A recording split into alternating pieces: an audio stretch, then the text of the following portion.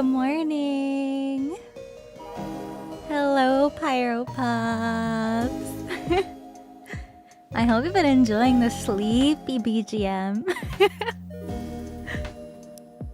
What a switch up. I figured, you know, streaming later last night and early today. Oh wait, hold on. Let me... Here we go.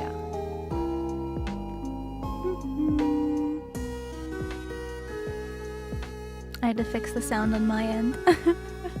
Hi! Welcome in, guys. Hello. It's gonna be a super chill, comfy Cinder, stream today. I am feeling great. I got a fresh haircut. Nice. Finished showering. All is good except for the fact that it feels like my body is trying to kill me. Oh. And I have been throwing up for the past hour. Anywho, enough about me. And you How said is you're the feeling Empress great? of the PP Pantheon doing today? I don't know of any empresses, but silly little gamer is doing great today. But thank you guys so much for the hype train. Astral, thank you for the 5 gifted YouTube memberships. I really appreciate that. Thank you. Thank you, thank you, thank you. We got a level 5 hype train already. Thank you so much. Thank you. Yeah, I don't know why. I just wasn't... Good I was morning, tired Sinder and Pyro around when I was Pups. ending stream, but then Did I couldn't make sleep. some pyro power this morning? Drink it. Drink it! Get yourself some energy, especially now that until Halloween, shipping internationally is free with code Sinder on orders over 50 doubloons. The doubloons. So you can get a couple flavors and boom. Free shipping. Thank you. Let me get All caught aboard up. the hype train. Choo choo. Yippee! Next stop, tax delivery. No. Sorry, I'm not accepting any deliveries today. I'm going to bed. Yep.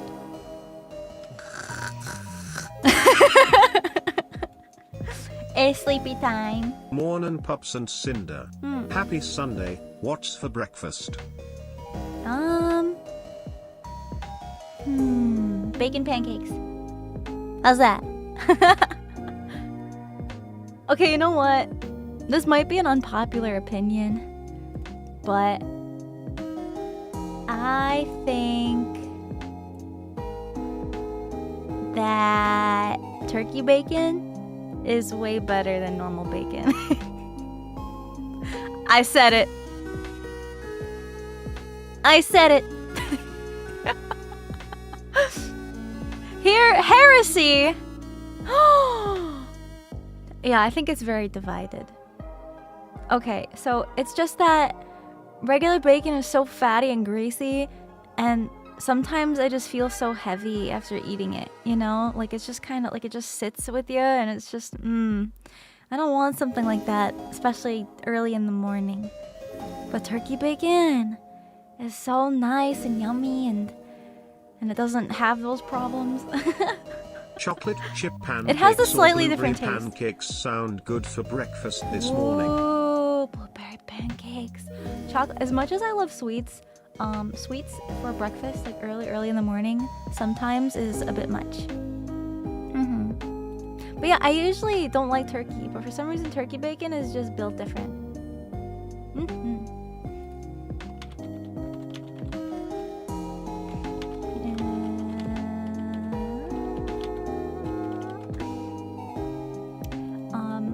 Yeah, let me get caught up. I'm just trying to grab you guys. Yoink! Kaiser VT, happy 2 years! Thank you so much. I really appreciate it. Code Ephemera, happy 6 months. Thank you. Carscal, thank you for the gift sub. Tiger, thank you for gifting a sub. Thank you. Jarhai, happy 14 months.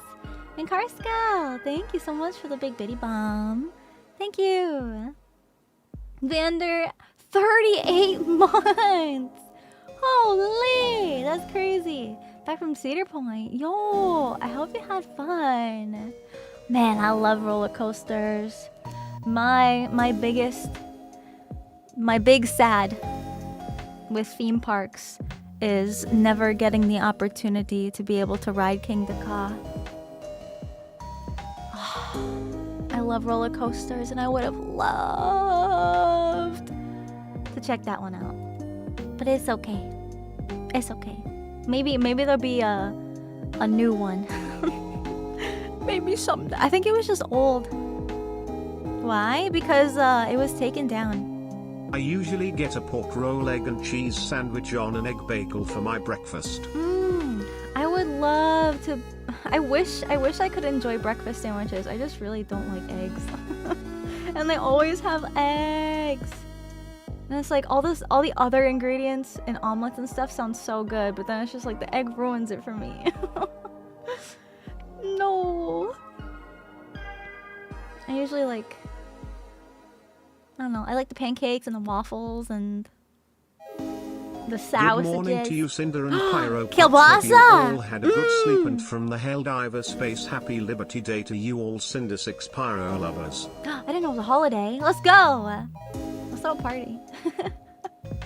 Swin, thank you for the bits. Joseph, happy 8 months. Zick, thank you for the 10 gifted subbies. Thank you. Thank you, thank you, thank you. Cannon, happy 14 months. Chlorophane, thank you for the 13. Thank you, thank you.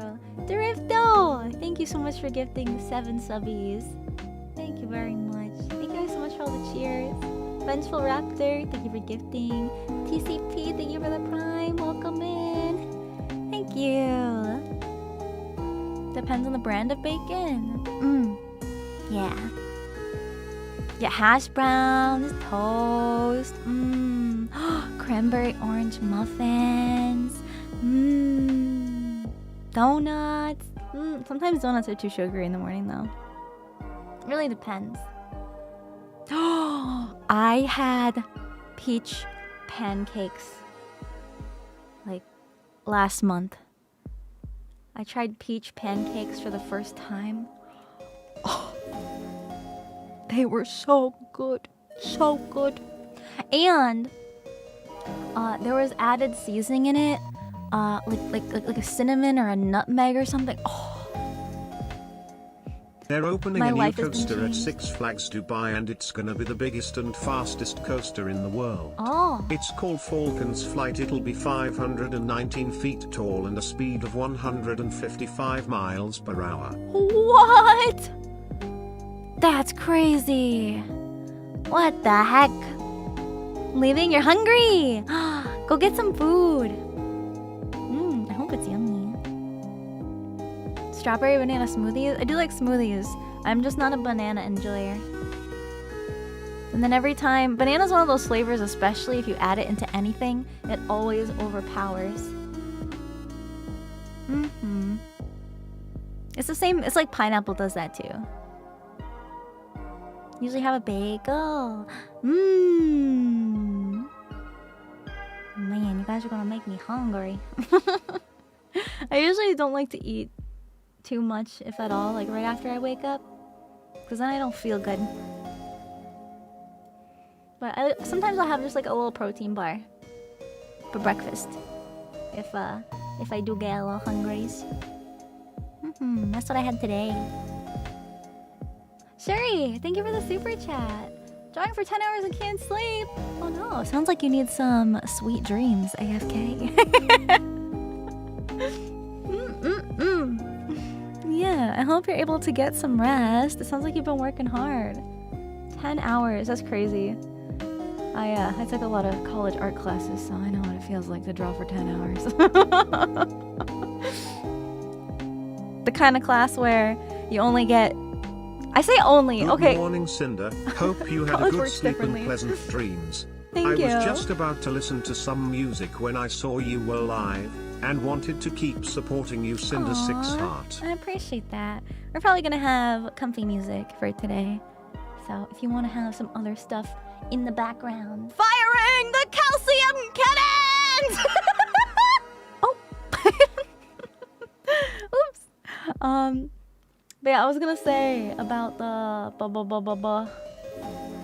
Morning Cinder, just Hi. coming here to say hi and hoping you and the pups have a chill stream. Thank Not you. feeling like myself this morning, Oh, woke no. like I've been dropped. Anyways, have an amazing stream, and yes, I Aw. like roller coasters. When I you used roll to over be in bed and afraid then of wake up getting 'cause on it until feels I like you're got on the falling. ones from Cedar Point. There are some that I didn't like them because they were painful, and it's the painful type of coaster, not the Ooh. uncomfortable kind of coaster. Yeah, I don't like that.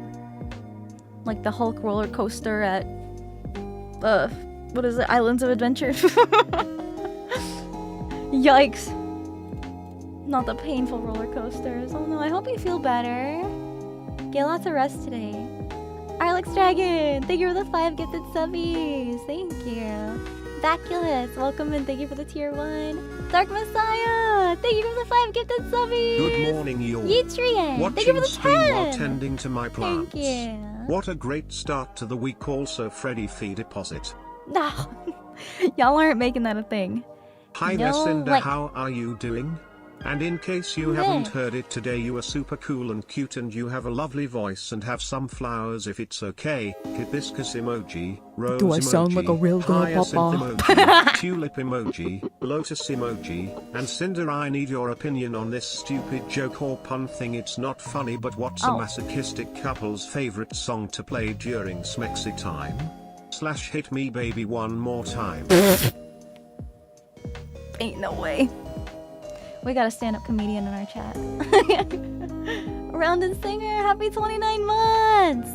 Thank you! Thank you so much. Janwar, thank you for the super! Yes! Lavender pancakes! I haven't had lavender pancakes. That sounds so yummy though. I'd love to try them. I love floral flavors. That sounds so good. I have had like lavender drinks. Those are really, really yummy. Yeah, like lavender teas. I actually I kind of want to like try new things, like new crazy things. Like making things. I don't know. It's like I don't cook, but I kind of want to like try new things, because I don't know, I feel like there's a whole world of yummy flavors that I've been missing out on my whole life. K9 Mech, happy 18 months. Thank you. Thank you. Lavender is edible? Yeah. Yes. It's in a lot of drinks. Some floral things taste too much like lawn clippings. Okay. How to say you don't like matcha without saying you don't like matcha. Grass clippings. That's so funny. Try baking. I feel like if I tried baking, I'd want to make all the yummy sweets and then I'd eat too many sweets. Because like you can't just not try what you made, and then what do I do with all the things that I make? We eat flour now? No. Well, I mean, there are edible flowers. You know, some nicer restaurants, or even like some sushi places have edible flowers that they put on their plates and their dishes. Eating what you make is the best part of cooking? Well, yeah, I mean, because I don't really see the making part or the cleanup or any of that enjoyable. Eating the food seems like the one good thing that comes out of it.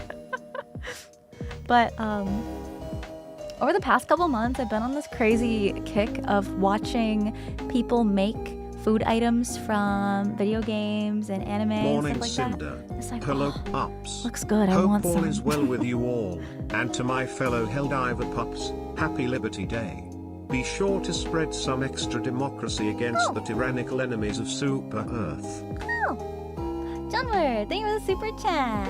I appreciate it. Thank you. Make a stew. Boil them, mash them, stick them in a stew. Randy, thank you for the super chat. Thank you.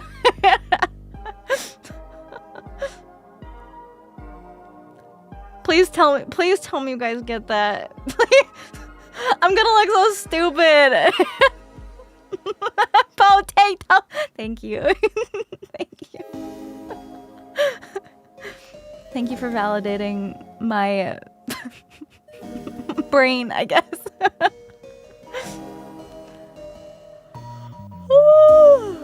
I gotta wake up. Cooking, baking in the past. Always started doing it again recently. Yeah, when eating healthy. There are so many yummy looking meal prep videos and recipes where you just make a ton of food at the start of the week and you portion it Freddy out, Tax. so you've got meals Also, for good morning, like, Sinder. every day. Ready for comfy power wash simulator Sinder 6 comfy. Hell yeah, I'm really excited. So Power Wash Simulator 2 came out, and I am looking forward to it. Months and months ago, I was super obsessed with playing the original Power Wash sim. Not on stream, but it was always after I would end my stream, I would wind down afterwards before bed and play Hey Cinder, like if you part of a ever level. want to watch someone baking and is funny, look up Dylan Hollis. His videos are funny. Funny baking? That definitely makes it more entertaining to watch, huh? Than just 1 cup of this and 1 cup of that. Johnward, thank you for another super chat. Thank you, thank you. There's a Hobbit cafe in Houston. I seem to be a fan from potatoes. It's funny, I have seen the Lord of the Rings movies, but if you asked me anything about it, I wouldn't know much. I don't know as much as you probably think I do. Although, I have experienced a classic that I feel like often goes overlooked.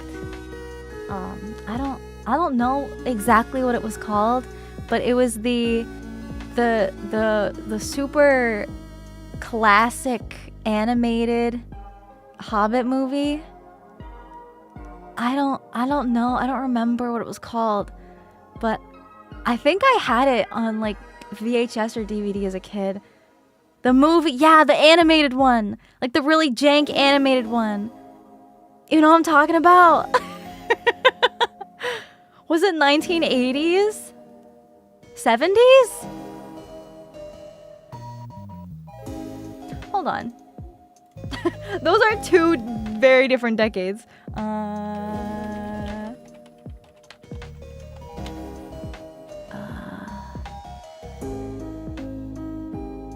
1977. Oh my goodness. That's the one.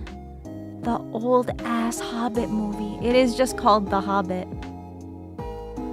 The Hobbit, 1977. Oh, holy shit. I'm getting like crazy nostalgia just looking at the screenshots from this movie. That's crazy.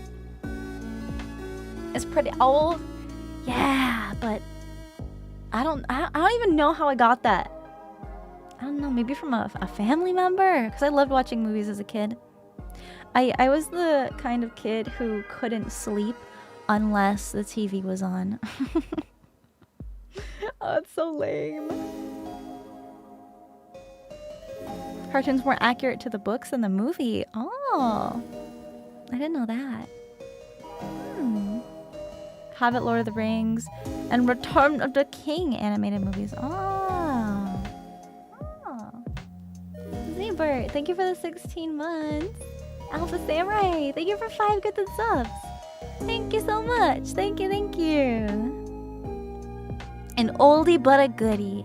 Yeah. There's a lot of things like that. John, thank you so much for the membership. I really appreciate it. Thank you, thank you. Proving I'm not a zoomer. Over 9,000 by referencing things from before times with nostalgia. Okay, when that movie came out was not my era, alright? I want to make that very clear. That movie was long before my time. But I'm still 14,000 years old. Is my one eye always covered? No. I'm just sleepy. I'm sorry. I've got a bed head.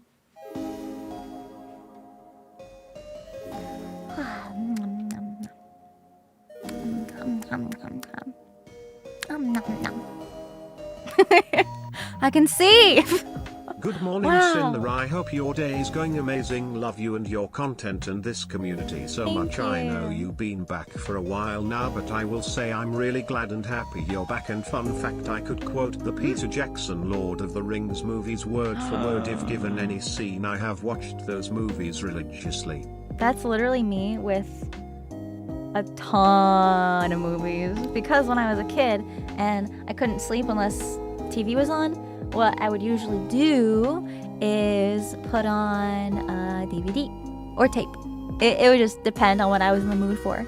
Sometimes I was in the mood for Scooby-Doo, and sometimes I was in the mood for Shrek 2, you know? Sadly, I Cinder, I must know get all the going. words to the I wish movies I could because stay would for just put this it on stream, but repeat. I need to go to work. Like every night, hope I would you just have a press wonderful play, day and it would be the stream same movie Cinder for like a 6 month. PYRO lovers. No problem. Thank you for hanging out. I appreciate it. Thank you, Cyrus Scorn. Thank you. Aww. Nothing says a good start to a day than with pyro power. You're a morning person? Oh, good. I'm glad that I'm able to do a morning stream. VHS tapes bring you back. We were talking briefly about VHS tapes yesterday on stream. But yeah, Shrek 2 is the prime example of a sequel being better than the original. And typically it's the other way around, you know?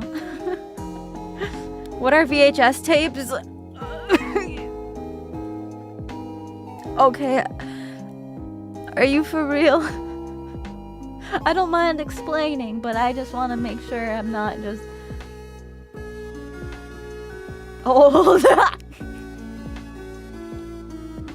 You don't know? Someone else doesn't know. Okay. Quick question. Oh, yeah. Which chocolate bar should I have today? Reese's Peanut Butter Cups? Yes. Kit Kats or cookies and cream bars? Reese's. It's not even a competition. Not even a question. Reese's. I remember being sick one weekend years ago, and I just marathoned all the Lord of the Rings movies in one sitting. Nice. One Saturday well spent. Thank you, John. Thank you for the 6 gifted memberships. Holy. Thank you so much. Thank you. Okay, so for you guys that don't know what VHS tapes are, honestly, I kind of grew up with older technology just because it was what my parents could afford at the time. So I had a lot of hand-me-down stuff and older tech. That's also why I never had cable as a child and had to go to my grandmother's house to watch like Nickelodeon and Cartoon Network and stuff. But I did have a VHS player. It's called a VCR, okay? A VCR plays VHS tapes. Don't ask me what those stand for. I don't know. Video something system. I don't know. But it is a big rectangular block with tape inside. And video cassette recorder. Video cassette recorder. And video home system. Ah, got it. So yeah, it's got this tape on the inside. So here, let me pull up a picture, okay? Let me describe it. I'll describe this ancient technology. Be kind, rewind. Yes. Okay. Here's a good picture. You can see. Okay, you can see what I'm talking about in this photo. Here's a history lesson. Where'd it go? There it is. Okay. This brick is a VHS tape, okay? And you can see that in the clear looking parts, one side is darker and the other side is lighter. So that is the tape on the inside. And when you put this brick into the player, It's literally like an inch thick. Like it's big. They're big blocks, bigger than a brick. At least in terms of, you know, the longest side. But so the tape starts on one side, and then as it's in the player, it slowly winds up to the other side, and then that's when the tape ends. And so the Dear movie God, needing is put onto visual that. aids to explain to somebody what a VHS is. I feel my bones calcifying. So the thing with a VHS tape is that once the tape goes from one side to the other side, you have to rewind it, and you have to sit there and wait for the movie to go backwards before you can watch it again. So it's not just like a, you know, oh, video's over, press play again, it'll restart from the beginning. So that's where the be kind, rewind phrase comes from, because back in the day when people would rent a lot of movies, because there used to be stores you could go to, and you could buy one of these and have it for a weekend or two to watch it, and then you would return it. And it was always common courtesy to rewind the tape back to the start, so that way when the next person goes to watch it, they don't have to rewind it and then watch it. So yeah, like Blockbuster. Rewinding was like 5 minutes maybe. Yeah, it usually took a bit. I miss Blockbuster too. Yeah. Anyone born in the 90s are rapidly approaching 30, and I'm not okay with it. Didn't think I would start another quarter-life crisis today, but here we are. No. Send help. Don't see this as, oh no, old. Renting a See it as videotape and a looking video fondly game back on cartridge for the memories. weekend memories. Right? Valiant, thank you for the tier 3 resub. Yo, happy 36 months. Thank you. And another thing with the VHS tapes is that you could also record your own video footage with a special video camera, and you would just fill the film and the tape with the video footage from the video camera. And that's also where, I don't even know if this phrase is used anymore, but like taping over something would mean if you have a VHS tape that already has film on it, you can rewrite what's on it by retaping over that stuff. So yeah, ancient technology. Sometimes the box TV had a recorder built into it. Yeah, the really fancy ones. I may not have a VCR anymore, but I still carry the A Nightmare on Elm Street movie collection on VHS. Yo, ancient relic. I feel like, I don't know. Speaking of older VHS movies seems and like desserts, something that would be I've very been planning valuable a over Star time, Wars but holiday special there's viewing no party value. with friends for about a year. Maybe for We're a also very making niche it a collector. potluck because I have the Life Day cookbook. My contributions will be Wookiee cookies, gingerbread Wookiees, bantha milk hot chocolate, white hot chocolate with blue food coloring, and a gelatin puffy dessert I love with ube making foods extract. from Never cooked with franchises in ube before, India. but I'm excited to try. Ooh. Ube is sometimes a hit or a miss for me. I think it just depends on what it is that has the ube flavoring. John, thank you for another membership. Dark Ride, happy 10 months. Thank you. Thank you, thank you. Your dad buying blank tapes to record TV shows. Yeah. Yeah. And now it's like we're so spoiled. Now I've got a YouTube TV, and it's like I can just go and watch anything whenever I want. You'd have to wait every week for your show to air, and if you missed it, oh well. You better hope there's a rerun later. Don't feel old given the fact you often watch VHS tapes movies at your mom's place? Aww. Renting games? Yeah. I remember. Your little brother put PB&J in the VCR. Uh-oh, there goes that one. Dark Tank, thank you for the super chat. Thank you. Can you still crouch down without your knees cracking? Listen, I don't like getting called out on my own stream here, pal. Oh my god, I've got a really embarrassing story. When I was in Japan, I don't know, some of you guys might remember, I did do a vlog about it, about my trip to Japan, but I had a photo shoot at the studio where they did my makeup and they gave me a costume and all that fun stuff, and then took pictures, and the photos are so pretty. And the photographer was posing me and telling me, you know, okay, sit down and turn this way and put your hands like this and stuff like that. And after I finished taking photos sitting on the floor, he was like, okay, stand up and we'll take some standing up now. And mind you, there's a bunch of, it was a spooky one. It was an Oni. So there were a bunch of bones and spider lilies on the floor that was surrounding me.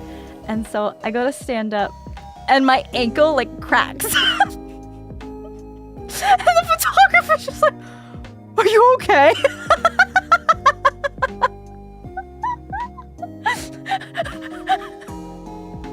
It was so loud. I'm not old. I'm not. I think I just need to stretch more or something. Yeah, it was embarrassing because it was so quiet. Yeah, it fucking echoed in this tiny room. Been progressing well on the 3D chibi model, and I've received a ton of support from those in server. I just want to say I love this community and it makes me proud to be a part of this community we're a part of, thanks to you, Sinder 6 Pyro Lubbers, Sinder 6 Pyro Lubbers, Sinder 6 Pyro Lubbers. I hope you're having fun making it. I'm really excited to see it when you're done with it.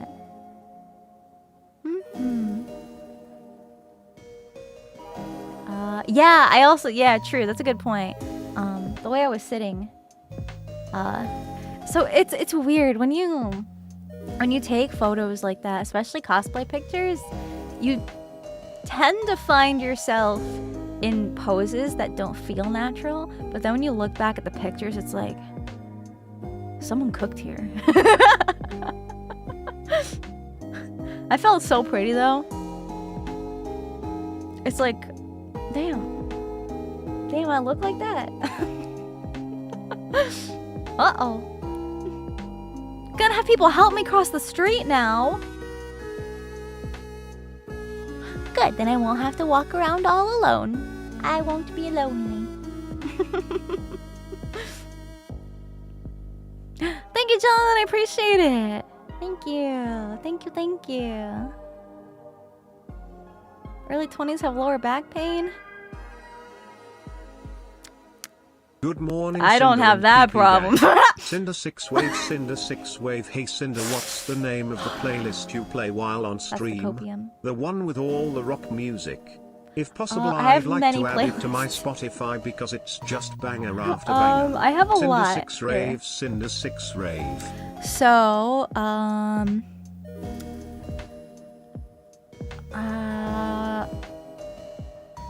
I think the last playlist we were listening to yesterday was the Symphonic Metal Mix.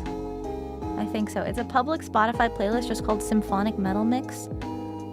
It shows up as like a green, like a teal color, at least for me. I don't know if that changes, but it's got 50 songs and it's 3.5 hours. It says it was made for me, so I don't know, but it says it's a public playlist. Maybe it's just the specific songs. I slept funny and now there's a hellhound Cruces talking to me about VCR and making me feel old. My bad. Oops, me. That's one of them. Another one of the public Spotify playlists I listen to is Epic and Melodic. That one has 100 songs, which is about 7 hours. And then sometimes I'll just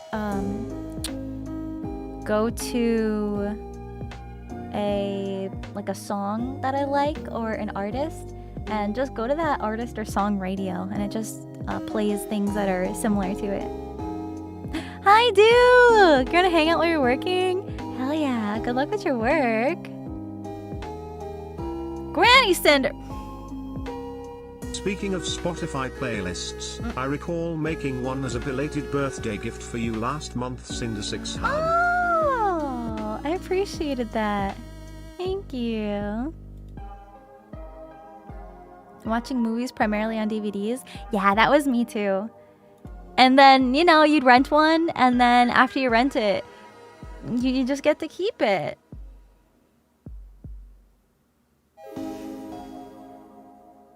Blank CDs were great back in the day. Anyway. Blank CDs plus Papa Wolf equals profit.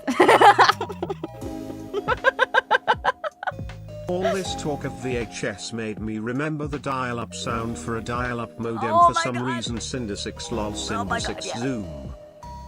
That's like forever gonna be ingrained in my brain.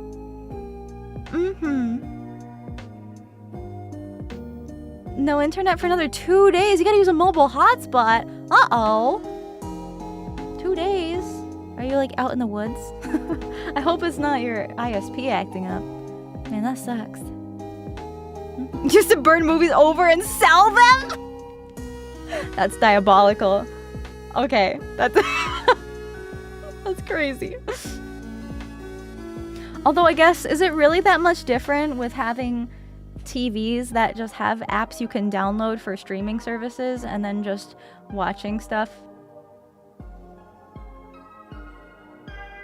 essentially for free? True. Are things really any different?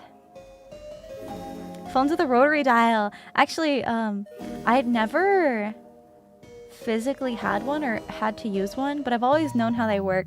And watching movies that have, you know, younger characters, and it's like, where's the buttons? There's no button. It's so funny. It's so funny. Because it's like, if you just play around with it, it's so easy to figure out how to use it. You know, it's like some people just don't have problem-solving skills in these movies. They're usually horror movies. It's not rocket science. Yeah, those conversations make you feel young. Oops. This might be an unpopular opinion, but calling people on the phone used to be more fun. Or even just like texting.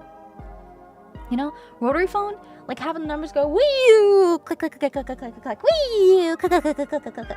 Like that's so fun, right? I mean, maybe not in an emergency, but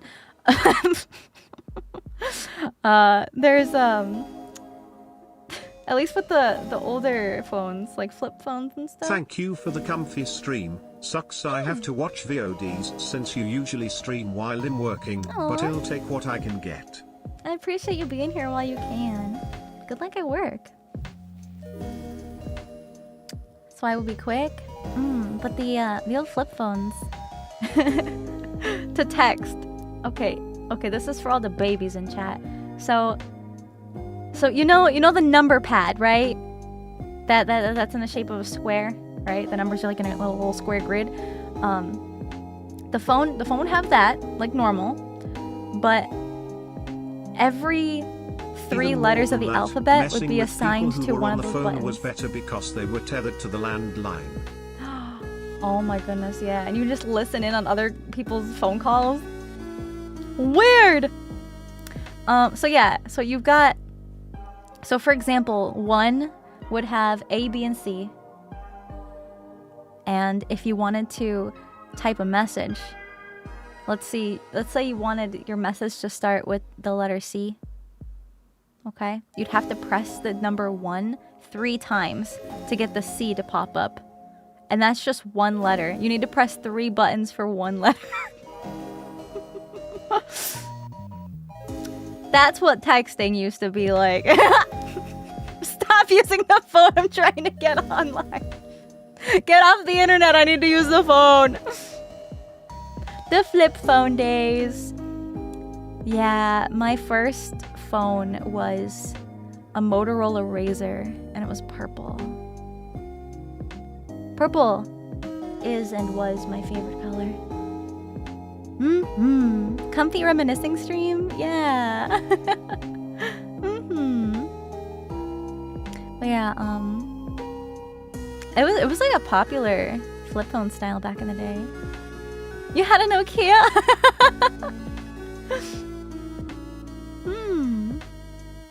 Valid purple best color? Nah. I don't know. I just genuinely really like it. I just think it's so pretty. And it also just happens to be my dad's favorite color. I don't know. Is that genetic? Is color preference and just like visual preferences? I remember doing T9 texting at school under the desk and having to count the presses of the key cause you couldn't look at the phone while typing. Oh my goodness. You have to feel for the bumps on the numbers. Because I think it was like every row of numbers would have a little bump, like a what is it called? Like a little registration key. You know, like on a keyboard, how the F and J keys have the little bump. I think they had those. Steelbinder, thank you for 3 months. Thank you. Need reminders of when you were young? Aww. Miniwaps, thank you for the prime. Welcome. I appreciate it. First one was the one where you could slide. That's so cool. Oh, it also reminds me of when my mom had to get a new phone. So, my dad was like, "Yo, there's this new technology, and phones are touchscreen now."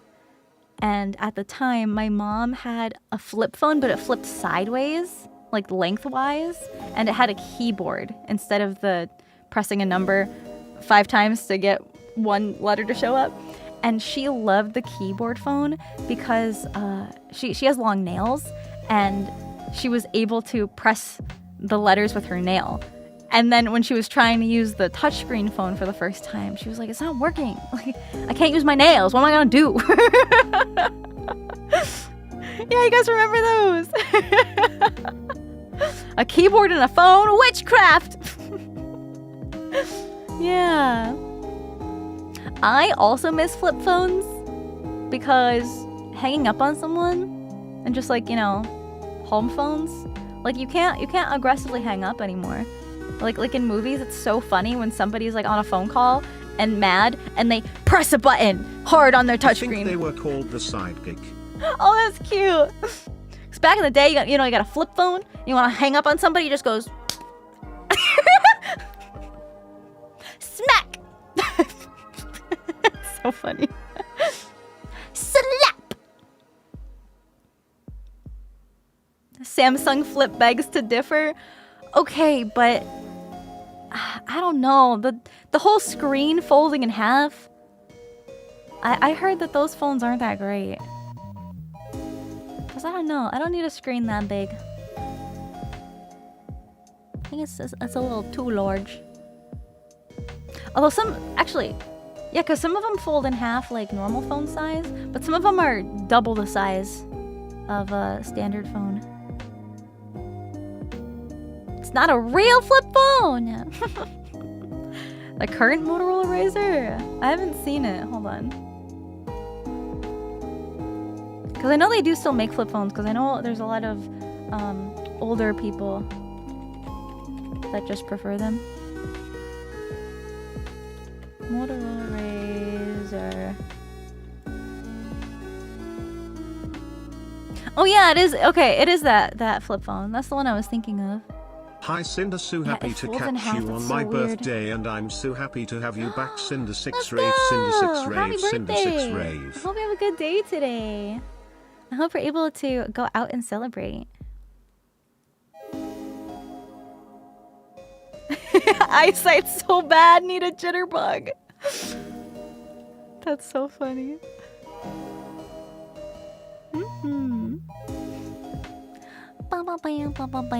I think I want to start playing some power washings because I think, honestly, instead of just me with the chat and having comfy conversation, it's gonna be satisfying visuals with comfy conversation.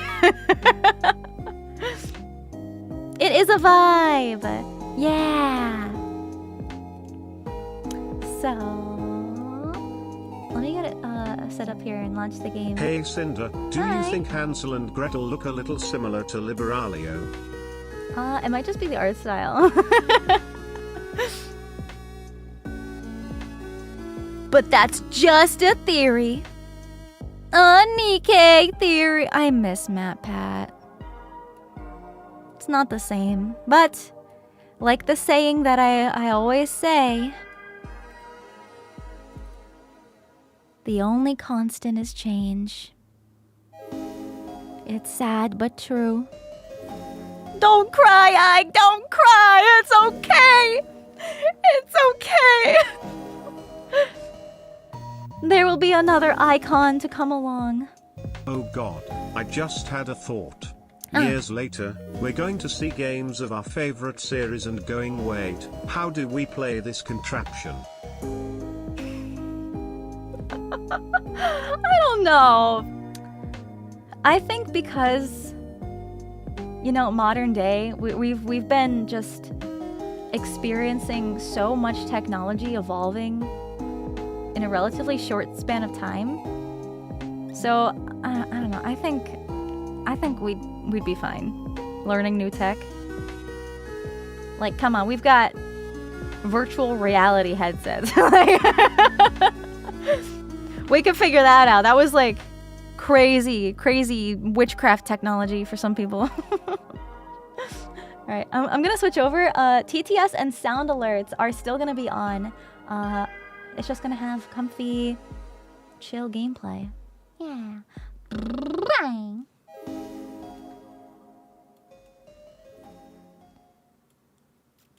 Pew, pew, pew. Alright. Oh, I do want to see if there's master volume, ambient volume. Okay, I just want to make sure there's no like music in the game. In the span of 60 years, we have gone from our first flight to putting someone in space. True. Technology is amazing. I love technology. All right, let's start washing. Our first job.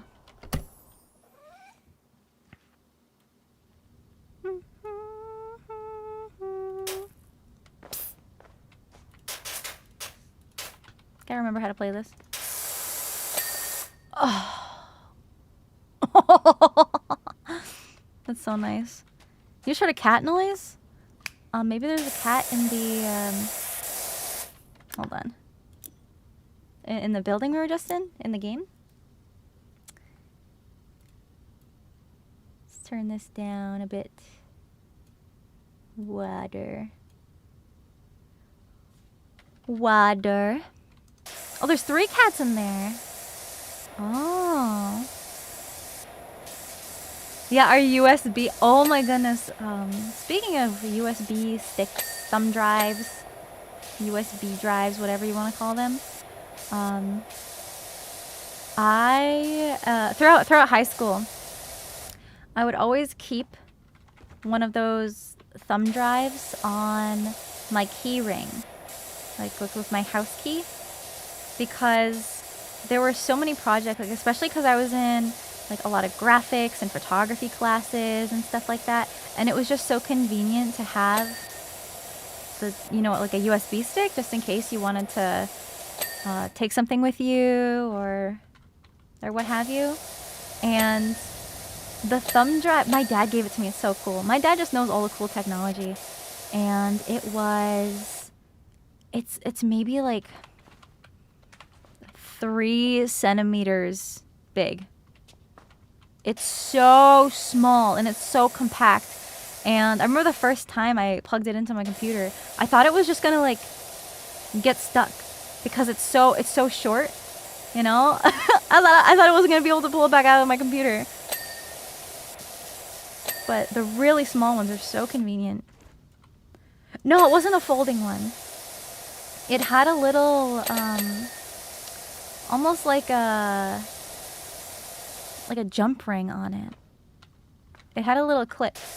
It had a little clip, and and that's what I use to hook it onto my keys.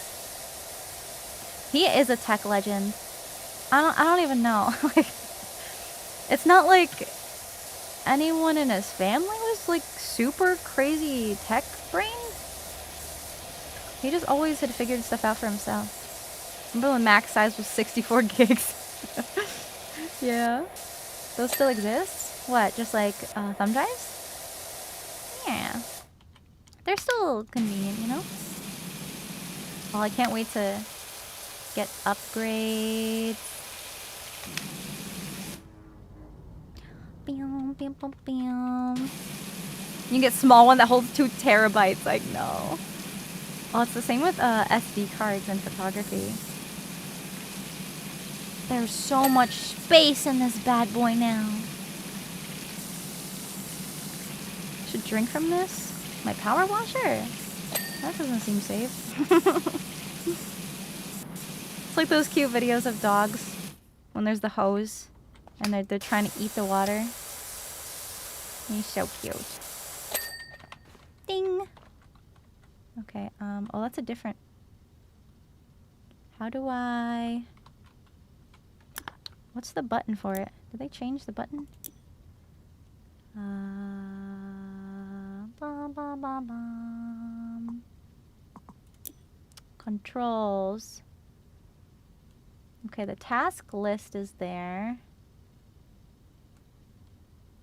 Man, that's it. Oh, classic. Yes! Yeah, that's what I want. Okay, I'm so glad they added that. That's what I wanted. That's so much better. Your dad's tech savvy too. Asking about older tech. Yeah. Oddly soothing. You like the water sounds. Yeah, today's stream is meant to just be super comfy. Sorry. Super comfy cozy vibes. Sorry, when I said super, I thought of Frankie. Super, super comfy.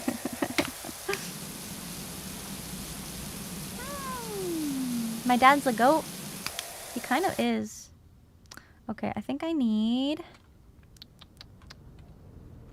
Oh, I don't want to... Oh, I guess I have to, huh? Nozzles. There we go. These are tied to my toggles. Whee! Dirt highlight. I didn't realize it was giving me tutorial. I don't need tutorial. I'm a gamer. I'm excited to start getting new nozzles and the soaps, because then stuff like this is gonna be so much more satisfying. You might be the least tech savvy in her family. Although, okay, listen, don't feel bad about not knowing how to build a PC or code, because literally it's so complicated. Because like I've asked people before, you know, it's like how do you know how to build a piece? How come? Oh, that's the reflection of the tree. I'm so fucking. I thought it was like mold. Here I am trying to spray it. Yeah, but it's like, how do you just know and learn how to build a PC? Because there's so many different pieces, and they all go, like, it's like, how do you know where they all go? And then every time I ask people about it, it's like, oh, you just plug the pieces in, like you just connect them together. I'm like, what do you mean you just connect them together? What does that mean? You know, it's not like a Lego where you have, you know, step-by-step instructions. It's not like Lego. Like I get all the pieces, you know, fit together. It's so crazy that I say stuff like that. Meanwhile, I'm literally teaching myself how to code for my Nihilister cosplay. PCs are just expensive adult Legos. You know, I think I'm gonna stick to my regular adult Legos. I'll stick to my regular expensive adult Legos because the Legos are still fucking expensive. All the PC builders are like, oh, it's Lego, bruh, how? Yo, same. Literally don't feel bad because I'm the same way and I'm teaching myself how to code. Does the square fit in the square hole? It's like everyone makes it sound so simple, but I look at all the pieces and I'm just... Oh. Not rocket science? Yeah, I get it. You know, with anything, you take the time to learn it, and then you know how to do it. It's with anything. If you're willing to, you know, take the time, if you're dedicated enough to put in the work and the effort to learn something new, then it's just more power to you. Oh, that's a dandelion. Yeah. The motherboard comes with a manual telling you where everything gets plugged into. Oh! So it is like Lego. But I don't know how to read, so... Strikes a cool! Happy 3 months, thank you. But yeah, so... I'm still on the fence with what I want to do with my Nihilister cosplay. But, So I want to add LEDs. You know, because she's got the big cool mech guns that light up. I think I'll stick to normal Legos. Or in my case, yeah, Gunpla me too. models. Less complicated Cinder 6 nodders too. True. And Gunpla can be pretty complicated sometimes. But yeah, so the cannons light up, and parts of her armor light up, and her tail lights up, technically. Although I did learn that there's a lot of inconsistencies between the artworks of her in terms of what glows and what doesn't, so I'm going to be taking some creative liberties with that. But essentially, so I was learning code in high school because I was taking a graphics class. It was like one of the extracurricular classes, I guess. Like an art class, you know, like an extra fun little thing. And in this graphics class, my teacher was like, hey, so there's this coding company, and they said that they would give us a free field trip if everybody in the class completes this basic coding course. And everybody, of course, was like, yeah, like let's do something different and we'll get a field trip. We love field trips. We're high schoolers. And it was the most difficult thing I ever attempted to do, because I just like, it's literally learning a new language, you know, that's why it's called coding language. Just trying to understand what each things do and what the different things mean and stuff like that. I don't remember what language it was, but I just remember being very difficult. And then one of the big-brained classmates found a forum where all of the answers to all of the code, like prompts, I guess, were all written out. So everybody in the class just copy-pasted the code into the program, and we all got the field trip that way. And I felt so bad because these people that were like, oh, we're so glad to see, you know, young kids learning about this. And we were all just like, yeah. Listen, I actually tried, okay? I tried. I was not the person who went looking for the easy way out. But nowadays, I was looking into coding because if you look at Nihilister in the game, Nihilister from Nikkei, by the way, she has animated LEDs. So it's like it's kind of like a, I don't know what the animation pattern is, but it kind of looks like you know, the lights are moving through the machinery, whatever. And I was like, well, if I put LEDs in my cosplay, they can't just turn on and off. They're gonna have to be animated. I think crawling is the word I'm looking for in terms of what animation it is. And so I started learning how to code in Python. And learning about Arduino and all that fun stuff. So I may or may not be able to cook with this. And maybe I was just a dumb kid in high school, but looking back at the code and actually understanding what each thing does, it's not that bad. It's not that bad. I think it's in Python. I'm pretty sure it's Python. Yeah. And it's like, I know AI can write code now, but it's a very specific kind of animation that I want. And I just feel like it'd be so much easier to do it myself. Python's a good starting one? Good. Because I need beginner. I need it to be as simple as I can get. I probably just got smarter. Man, I hope so. I really, really hope so. Sherry, thank you so much for the super. Outfit was my favorite cosplay. I used to cosplay a lot of niche things. So my favorite thing would be one that I can't mention. But I can give a more broad answer and say my favorite cosplays are ones with big props. Or something with like a cool wow factor, like the lights, or a prop, or some kind of fun gimmick. Oh, I did talk about how I cosplayed League of Legends Ahri. Cause she's not as like, you know, niche. Very popular character. And I made all 9 of her tails stand up so they weren't like dragging on the floor behind me. And each tail was about 5 feet tall. I don't know how that converts. I only know freedom units. There's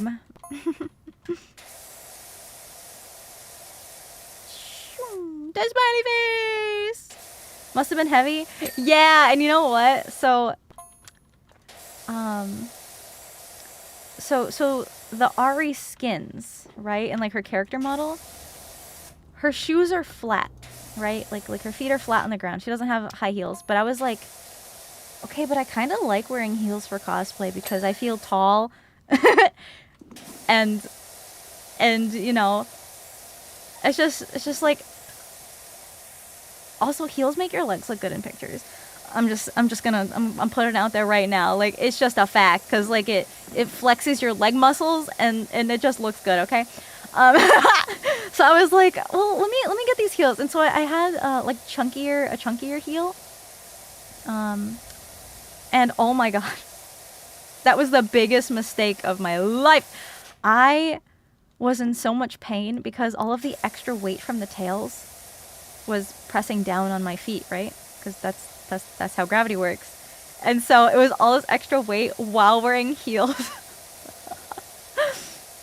How tall am I? I'm 5'5.5". But I think legally that's considered 5'6". But that's technically not true. How heavy were the tails? I don't know. It was made with a PVC and wood harness. And the tails were actually... I got this crazy idea. So, typical... I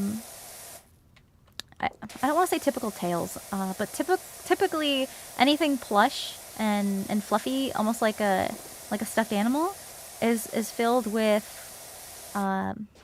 like a fiber fill. It's like this poofy cotton. You guys know what it is. Like a polyfill. And that stuff gets so heavy if you have a lot of it, plus with all of the tails, right, with how big they are. It was very, very heavy, too heavy, and they wouldn't stand up. And having 9 of those on my back would have been killer. So I had the idea to bulk order air-filled packing pillows. You know, like the big bubbly air pillows that sometimes come in a box with something you order. Instead of packing peanuts, sometimes it'll be those like air bags.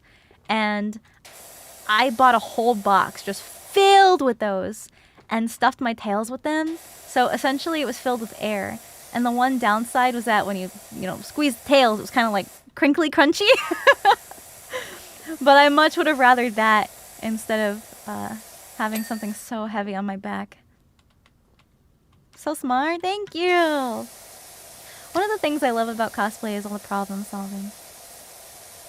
You're taller than me? I mean, I'm average height for a woman in the United States, so I mean, if you are a male, the average height for a male is naturally taller than the average height for a female. I look taller in pictures because of the shoes I wear sometimes.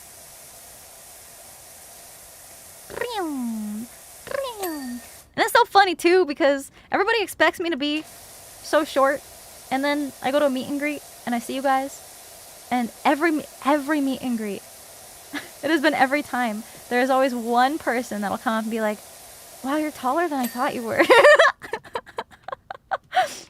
It's so funny. I don't mind it. I just find it so amusing. You're shorter than me, and that's okay. Because there's so much more to a person than how close they are to the sky. I'm keeping my Sindertonin levels high by going through your Nihilista cosplay build stream videos. Aww. Looking forward to seeing the final results. Thank you. I know it's been a while, and I've done a bit of progress off stream. Just slowly over the past couple months.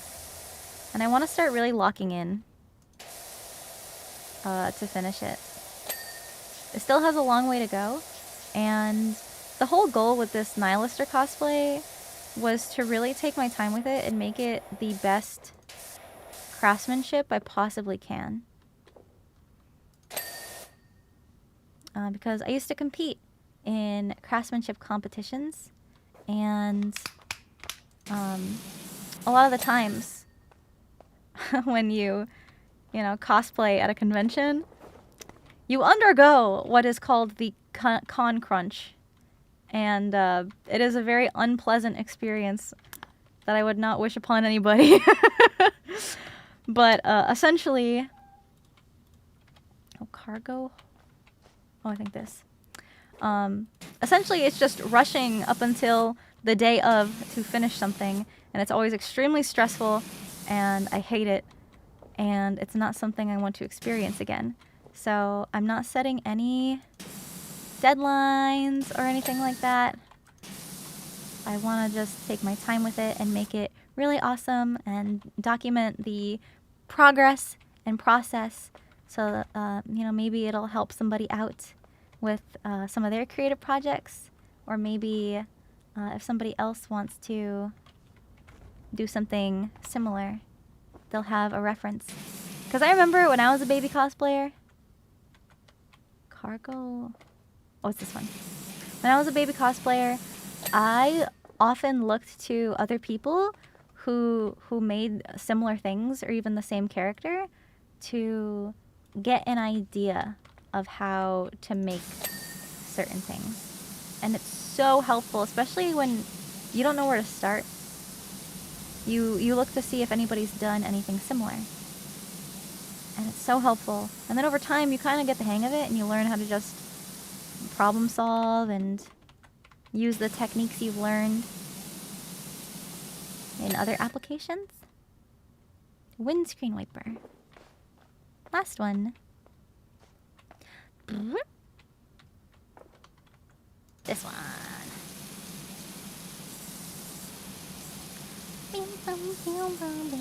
Randy, thank you for the super chat. Nice to meet you on costumes. Fairly new to the stream. Yeah. So my backstory. I used to be a Competitive cosplayer. How do I escape? So what that means is I would make my own costumes and enter them in competitions at conventions. And at a very early age, very early on into my cosplaying journey, I got bumped up all the way to the highest level in these competitions, which is the master division. And so I've been a master level cosplayer for I think it's been 11 years since I started competing. And I haven't been able to do any of that recently just because I've been so preoccupied with, well, I guess it all started with the pandemic, right? Because, you know, obviously conventions weren't happening during that time. And then I became preoccupied with my ASMR channel that I started. And then that kind of evolved over here into streaming.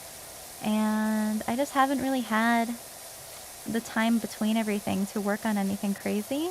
I don't know if I'll compete with Nihilister. It's mostly just like a big passion project. Imagine being too good at something when you just started. Listen. It varies, okay? It varies from con to con, from year to year. It depends who else is competing, what everybody else's skill sets are. There's so many factors, okay?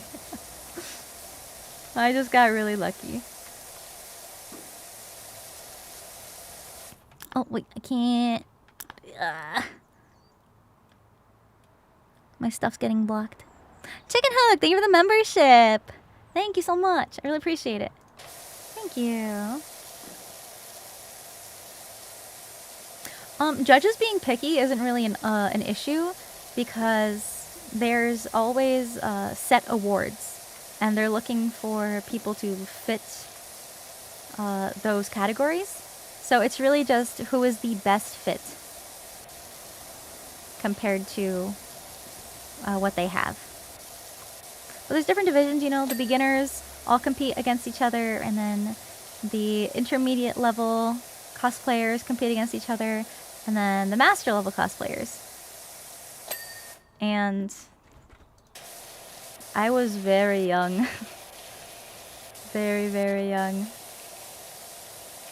Competing with all these like actual professional people.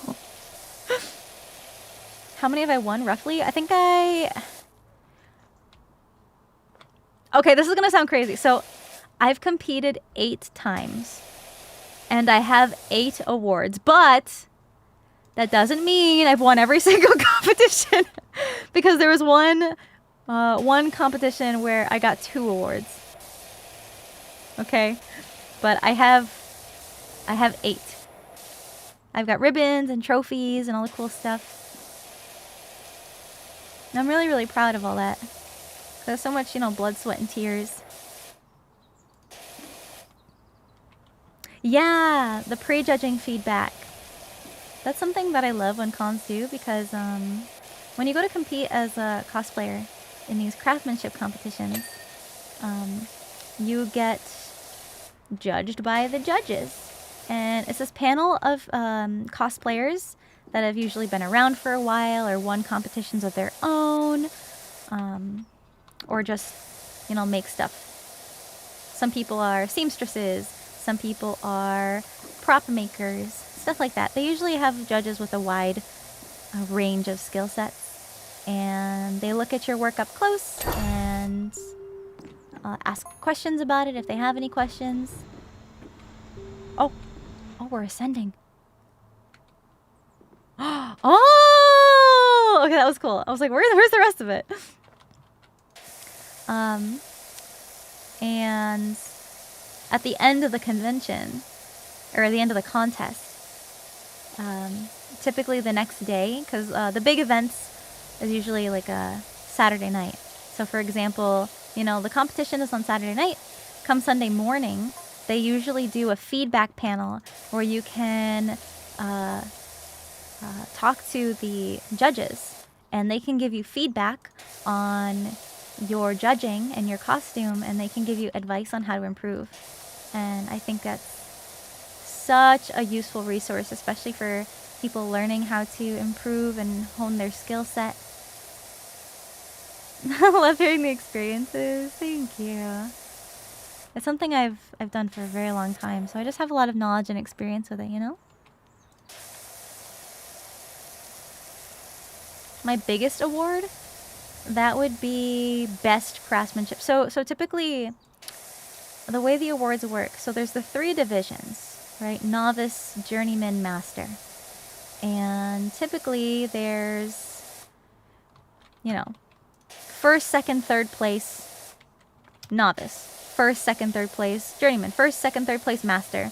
And then above all of that is best, like the best in show. And there was one instance where I won the best in show for craftsmanship. There's usually craftsmanship and performance.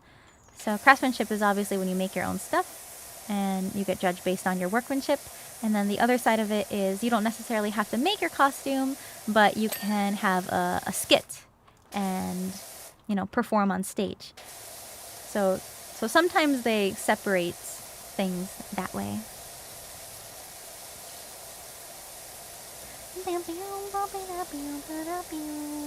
Yeah, listening to people talk about things that they're passionate about is something I enjoy listening to also. Like the cosplaying part or the crafting part more?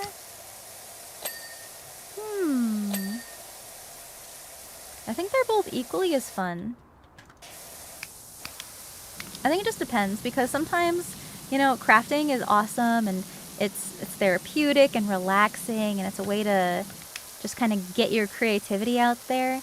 But sometimes you'll run into a snag or a roadblock, and then you feel like wanting to rip your hair out. But then when you get over it, you feel great. You know, it's like, wow, I figured this out. I'm so smart, big brain. And then you finally, after months and months of hard work, get to wear it to the event that you've been planning to wear it to. But then you realize it's so uncomfortable to wear all day, so you can only wear it for a couple hours. It's like, it depends, you know? There's pros and cons to both. Really admire the effort and passion. That's sweet. I'm always encouraging others to try pursuing new creative hobbies like that. Because it doesn't have to be cosplay, you know? Because cosplay in and of itself is like 100 hobbies, all wrapped up in one big present, you know? Because it's like, there's sewing, there's armor making, fabrication. Sometimes armor is foam, sometimes it's thermoplastic, sometimes it's real metal, like chainmail. Some people link their own chainmail together. That's something I've been wanting to do. There's crocheting, knitting that can be incorporated, embroidery, beadwork, resin casting, all kinds of crazy stuff. Fabric dyeing. There's so much to it. And you know, it's like maybe one of the techniques you've seen a cosplayer do is something you'd be interested in just by itself. Because I know some people really love making lace. Oh my goodness. I've got this one IRL friend. We actually used to cosplay with each other. And she loves making her own handmade lace. And if you've never seen how lace is made by hand, holy, it is a labor of love. So imagine, it's almost like a spool of thread. It's essentially a spool of thread, but they're on like a differently shaped spool. They're usually wooden. And so you have the thread anchored, almost like those bracelets where you have it taped to the table and you braid it. You braid like 3 strands together or whatever. So you have one of the ends of the string anchored, and you're holding the rest of the thread. Now multiply that by 50, 100.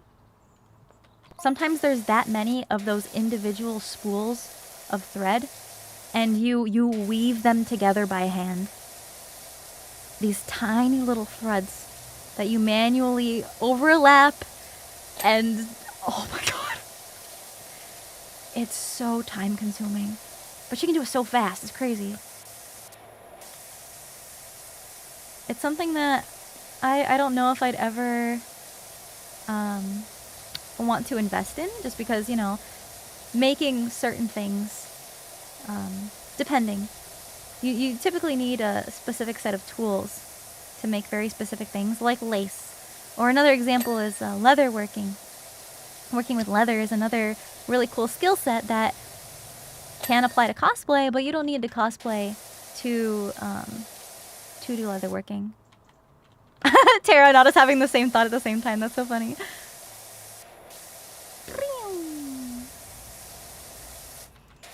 I've always been interested in trying leatherworking. It just looks so pretty. It's so pretty. I probably want to get recycled leather though. I'd feel bad just like buying brand new leather. Also, leather is really expensive. Firefang, thank you for a whole year. Happy 12 months. Thank you. Vito, happy 18 months. Thank you. Bum, bum, bum.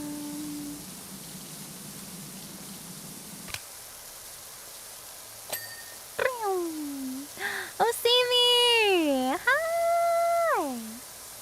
How are you doing? It's good to see you. Faux leather using foam and aluminum foil. Yes. Oh, that's such a good hack.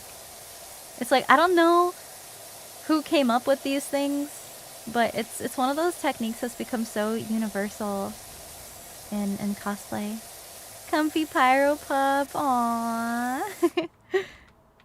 I hope you're having a nice comfy Sunday. Who do I plan to cosplay after finishing Nihilister? You know, that's so crazy that you asked that, because while I was working on Nihilister a couple months ago, I was thinking about it. Wait, I don't think I ever told you guys. So, the thing... I had, like, an awakening, okay? I was sitting there working on Nihilister, and I took a break. Just, you know, to browse the interwebs. And I was like, wait a minute. I just remembered First Four Figures was working on a Ninetales figure from Okami. Hi, if you're new here, I'm Sinder. Okami is my favorite video game of all time, and Ninetales is a nine-tailed fox, not to be confused with the Ninetales from Pokemon, but she is a really cool antagonist in the game, and I love her. And First Four Figures is a popular figure-making company that has done so many Okami figures specifically. They do a ton of things. And I have 8 of their figures from Okami. I've got Amaterasu's and Shiranuis and Okis and the Chibis. I've got so many. Yes, 8. Listen, I don't have a problem. Anyway, I was like, wait a minute. I think I remember them saying that they were thinking about working on a Ninetales figure, which was crazy, because that's such a big undertaking. It's so much detail in one little figurine, you know? So I go on their website, and they announce it. Like, it's real. And pre-orders are going to be opening, I think, next year. Maybe a couple years? I don't remember. It was like, it was a ways away. But I was so happy. So happy. Because it was something that was being teased and prototyped for so long. Who did this? I don't know, man. I'm just here to clean. I'm not here to ask questions. I'm so hyped for Okami too. Yeah. But yeah, I don't think I have soap. I don't know if I can buy. Oh, I do have monies. Cosmetics. I am... Ooh. What's this? Can I try this? How do I... Oh, oh, that's bright. How do I access... Oh, it's this one.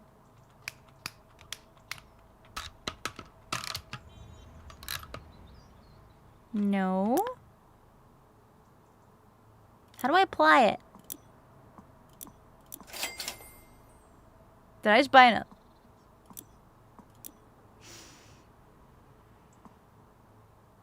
Did it?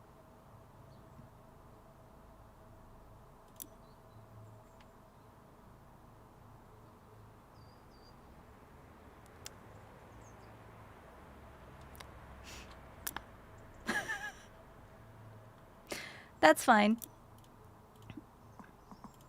Here, let's see. How do I toggle?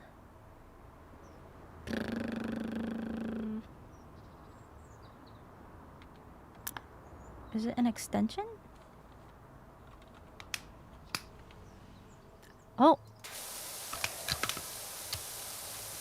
Oh.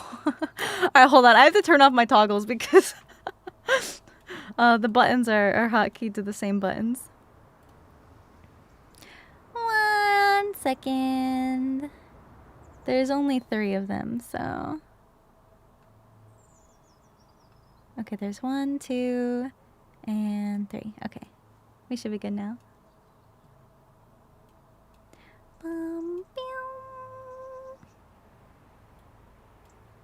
Okay. Oh, it's for a different base. Oh, it's this one. Oh, okay. Okay, I just don't have enough. But I do have this. Wait, this. This one looks way fancier. But yeah, so... this nine-tailed statue, it looks so cool. If you guys go on like the First Four Figures website and search for it, oh my god, it's so cool.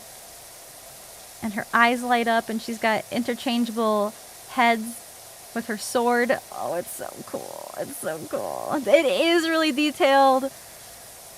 My favorite boss fight in the whole game, and I love her so much. But yeah, so I was kind of fangirling over that.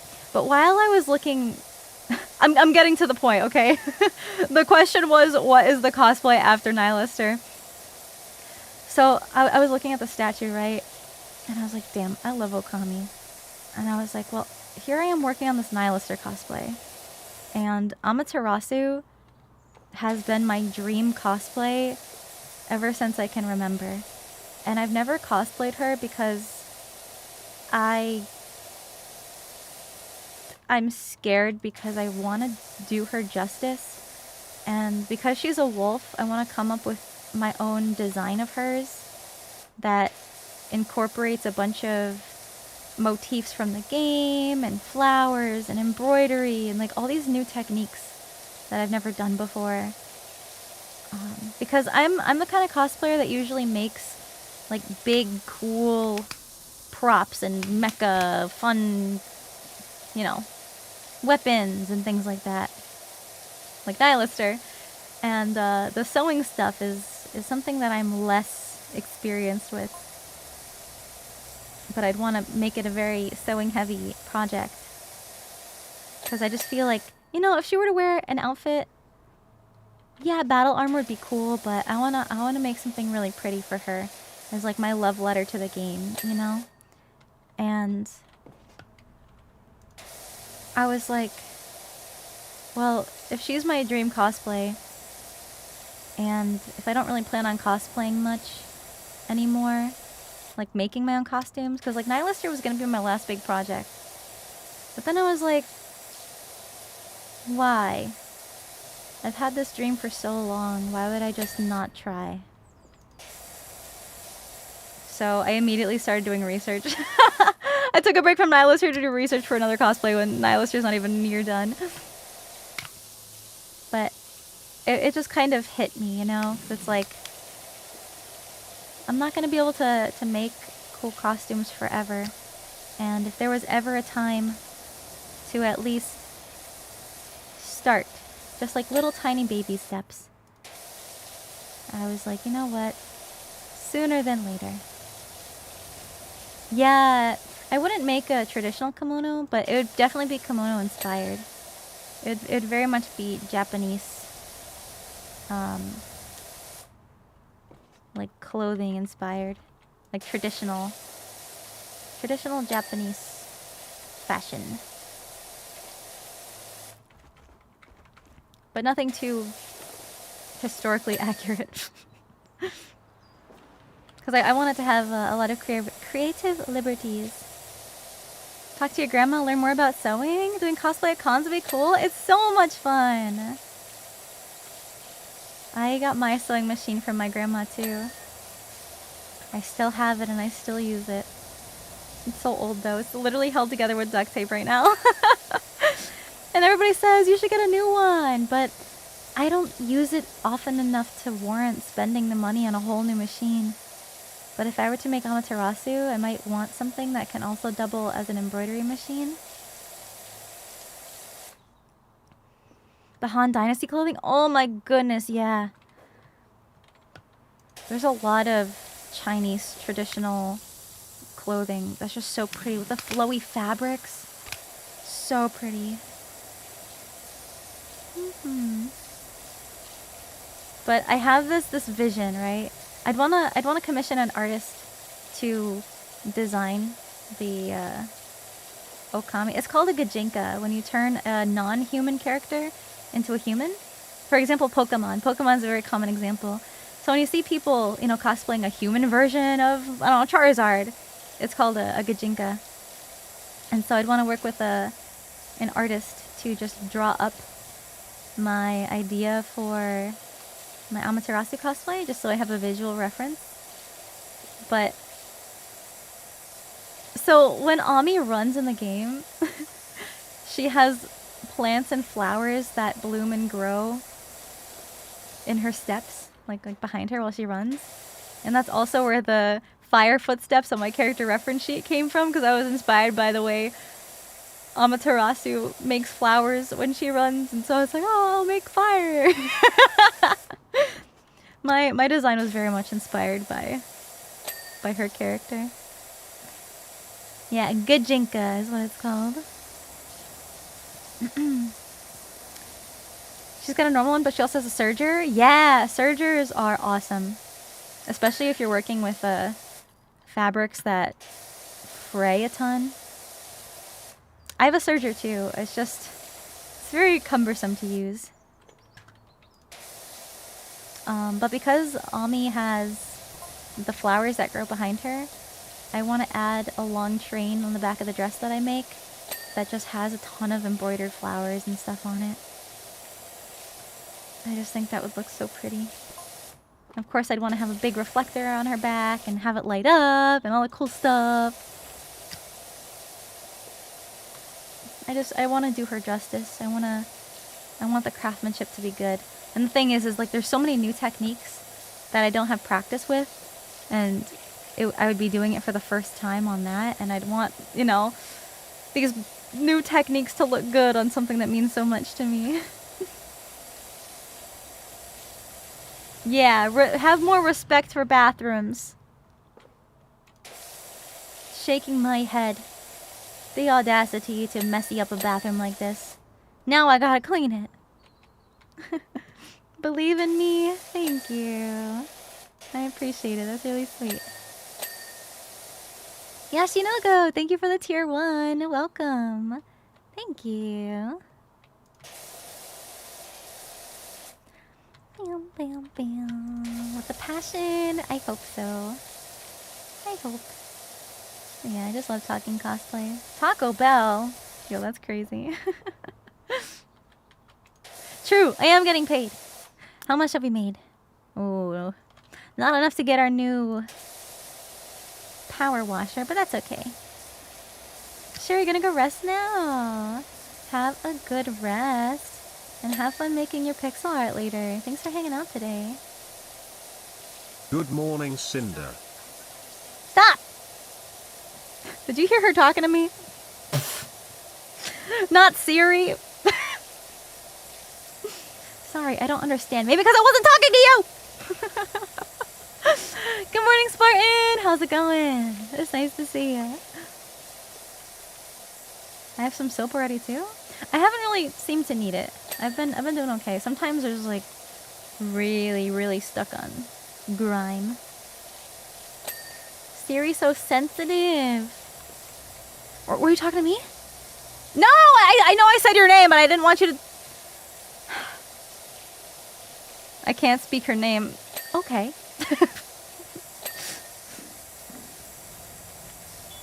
iPhones, man. Anyway, this is why I like Samsung. I hope she's not listening.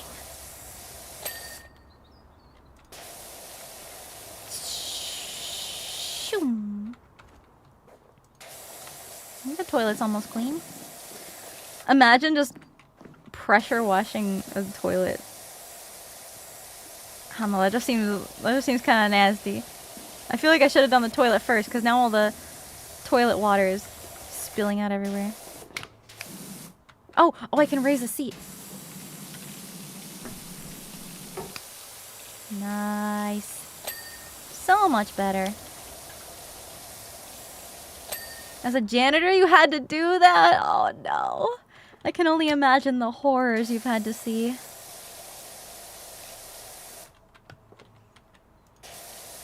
And women in bathrooms can be so disgusting. Ugh, I hate public restrooms. Like, I don't mind holding it. I don't wanna. No, thank you. What are people doing? I don't know. It kind of looks like mold. Maybe it's just very old. Oh, janitor elementary school. Oh no.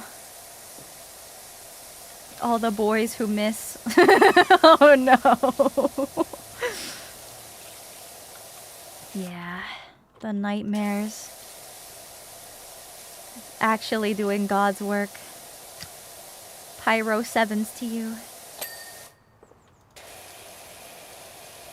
Can I see myself in the mirror? No. Jeez.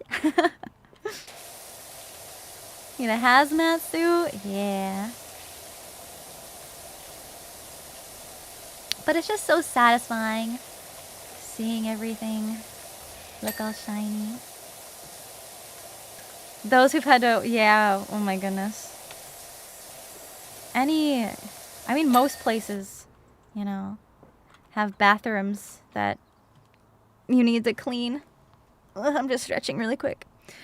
My first job. Oh, big stretch. My first job. It was like food servicey, and there was a bathroom, but luckily I was never tasked with bathroom duty, but sometimes I'd help, just because I'd have my own tasks to do. Because I mostly did the food service stuff, and then there were another team of people that would do like another set of things for the company, and they were usually the ones to do bathroom, trash, all of that stuff. But sometimes I'd get my tasks done before the other people did, and so I'd help out. But man, those bathrooms were always so nasty. And then I got lucky, because then I worked at a bank, and banks have cleaning services come in and take care of like the vacuuming and the bathrooms. Fast food service always sucked for you. Yeah, it takes a very, very special kind of person to enjoy that kind, like genuinely enjoy that kind of work. And I know there's a lot of people out there that really do enjoy the fast food hustle. You know, always go, and being able to feed people, and, you know, looking at things in that kind of positive light. It's so wholesome. Because, you know, there's some people that work their whole lives and then retire doing the same job. And it's like, that's the goal, you know, to do something that you genuinely enjoy. I thought I was going to be working in a bank for the rest of my life because I really like helping people. And being the person, because, you know, it's like money stuff can be a very touchy subject for a lot of people. And being the person to help protect their money and help them earn more money off of interest and recommending them things that they could possibly benefit from. Just, you know, smiling at them when they walk in. I had, like, all my customers would always tell me about how happy they are to go into the bank because they get to see me smiling. And it wasn't like the creepy kind of way. It was just like these wholesome older people, and it was just so sweet. And I miss a lot of my customers. They're just so nice. Let's see. Which walls am I missing? This one. No, this one. There we go. Oh, the changing table. Oh, yeah.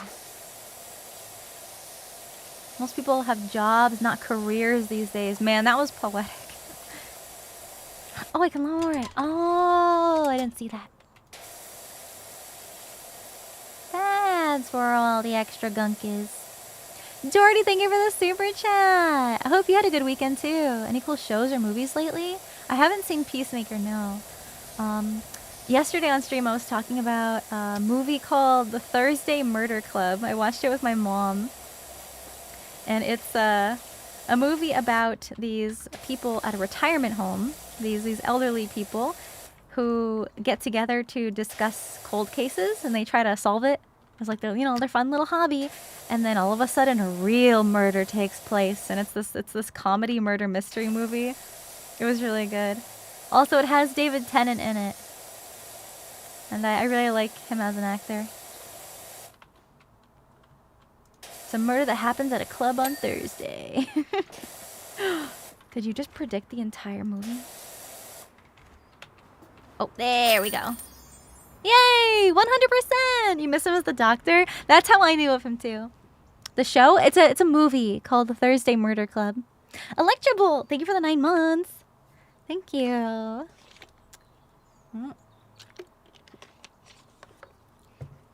I liked the doctor that came after him. He was a lot of fun too, but just the personality David Tennant gave him was crazy. Let's continue. Like, crazy good. A campsite. And we're close to being able to afford a new... Oh. No, I wanted... No. What? I wanted to do that. Yes. Oh, start. Here we go. Matt Smith. Yeah, that was his name. Gonna go watch a movie. Hope you enjoy it. I wonder what movie. Another movie I saw recently was Good Boy. The horror movie that's told from the perspective of a dog. Such a good boy. At first, I was like, this movie it's kind of slow because it's all from a dog's perspective. Right? And it's kind of hard to write a whole story when the main protagonist is someone with no speaking lines. But then after the credits, well, I guess during the credits, it goes by so fast because the entire movie was made by a team of like 4 people, and the director and creator of the movie, it was his dog, like his family dog, and he was the one guy acting in the movie too. And it was all filmed in their house over the course of several years. and I didn't realize it was an indie film. And it's gained so much traction and popularity that I had a newfound appreciation for it. And I could really, really respect that. So it just kind of made me enjoy it that much more. Reincarnated? No, it's about a dog and his owner, and they move into this new house in the middle of the woods, and it's kind of creepy, and creepy things start happening, but the dog doesn't know what's happening. So it's all from the perspective of, you know, what the dog is experiencing. And the dog in the movie is a duck-taller retriever. And I know that because one of my good IRL friends actually has that breed of dog. And I remember when I saw the trailer, I was like, oh, I know that dog breed, because I feel like it's not a very common breed of dog. You know, it's not like a Labrador or Golden Retriever, you know, German Shepherd. And those kind of dogs are so cute. And they're so smart.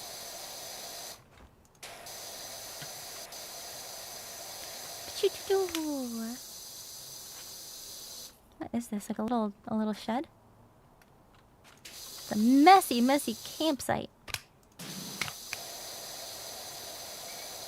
Courage the Cowardly Dog live action. It's not necessarily like that, but I'm gonna see the next Wicked film. I didn't see the first one. My only experience with Wicked is in my middle school choir, because I used to be in the choir at school, because I was in band and choir, and I mostly stuck with it because I was able to get out of half of like other classes I didn't have to do, and it was cool. I felt cool, because it's like I'd come in after class is half over, and it's like, yeah, I was just at band practice. But during the choir, one of the songs we sang was "For Good," which is a really pretty song.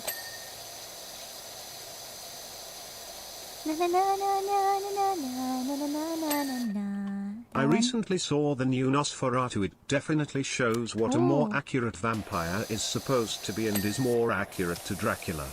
I did see it too. I watched that with my parents. It was very spooky.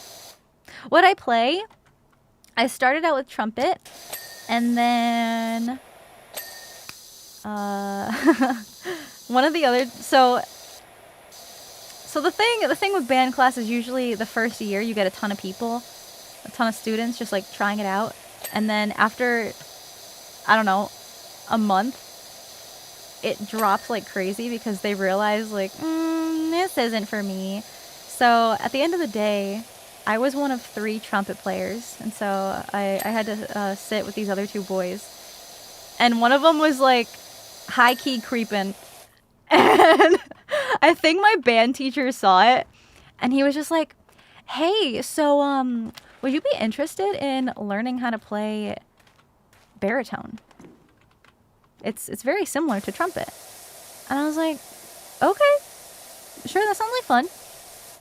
It's similar in the way that the keys are the same, like the notes. They're called valves. It's a valved instrument. The buttons that you press to play the instrument. So there's like private practice rooms, so that way the sound doesn't bother any of the other people playing in the main band room. And so I was in the practice room learning how to play baritone. And then I didn't have to end up buying a new instrument because the baritone was owned by the school, and I was able to just like borrow it, and I had my own mouthpiece for it and everything. And my friend, the same friend actually, who has the puppy dogs, the duck-tallers, played bari sax. And so I was able to sit with her, and I had another friend who was a trombone player. And so I sat next to my 2 friends who were in the bass section. and it was awesome. It was awesome. I was able to hang out with my homies. But then after the baritone, my band teacher was like, do you also want to try playing the euphonium? Very similar to the baritone. Hell yeah. The only difference really is it's like a slightly different sound. Euphonium has a slightly brighter sound. It has to do with the thickness of the tubing, like, whatever. But I think the euphonium might have been one of my favorites to play. And then after the euphonium, he was like, well, you can try tuba if you want. And I said, hell yeah, I'll try the tuba. And then I played tuba for a while. Imagine this tiny little middle schooler playing the tuba. Brass, let's go! Yeah! I have not played the valve trombone. No, I have not played that one, and I have not played a French horn. But I have played four other valved instruments. What voice was I in choir? I was a soprano. We only had soprano and alto because it was like a middle school choir.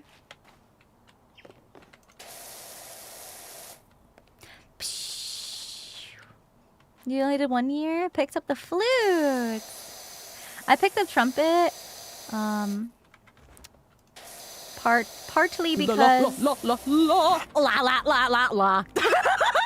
same girl. Partly because my dad was also a trumpet player in high school when he was in band. And you'll never guess how my parents met. Papa Wolf was in the marching band, and my mom was in color guard at the same school. Missed the spot. I'm not done yet. Spira, happy 7 months. I hope you're having a great day too. Thank you. Ding. Oh, it's so satisfying. One time at band camp. I never went to band camp. I actually stopped. I don't want to say dropped out of band class. I don't know. That sounds weird. I stopped with band. I don't know. I stopped playing instruments during high school because I liked concert band, right? Where it's like orchestra style. You know, you sit in the chairs and you play with your sheet music in front of you. But the only thing my high school had was marching band. And I would have had to buy the marching version of a baritone or euphonium. Because the marching version of a tuba is a sousaphone. The big curly one that wraps around your body. And I was like, hell nah, am I marching in that heavy ass thing? No, thank you. And the marching baritone euphonium is like a fat trumpet.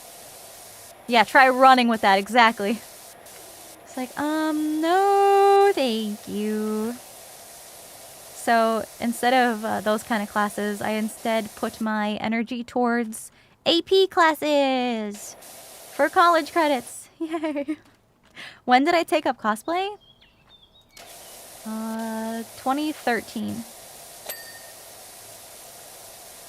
A long, long time ago. I think it was the summer of 2013.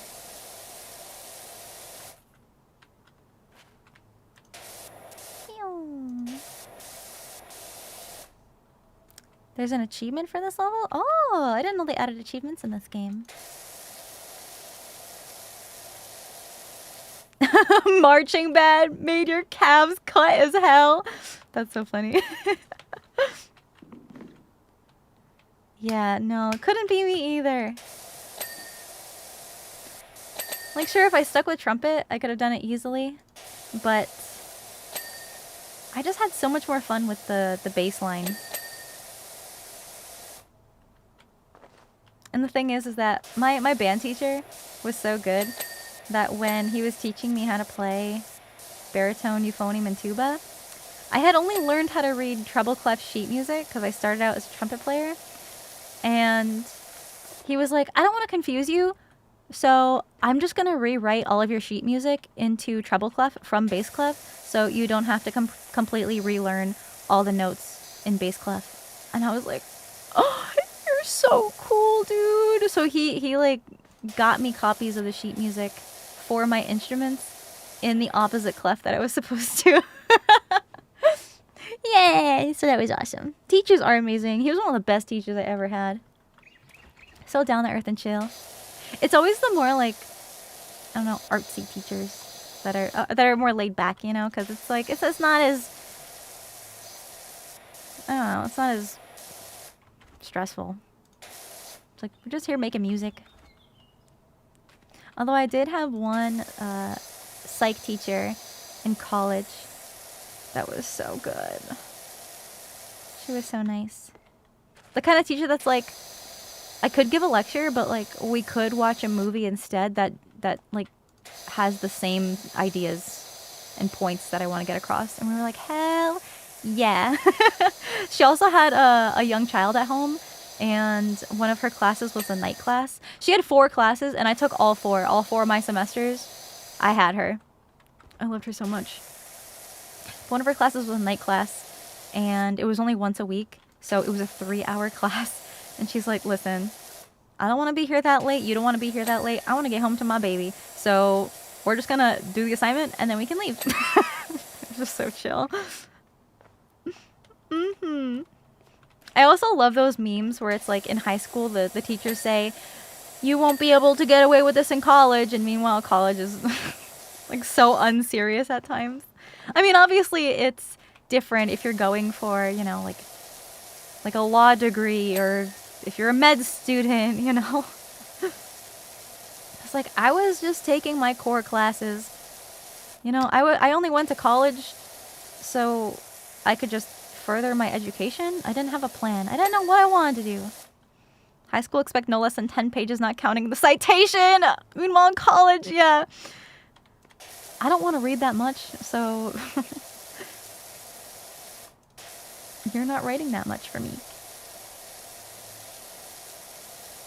This is actually a really pretty, like, camp out fire pit area.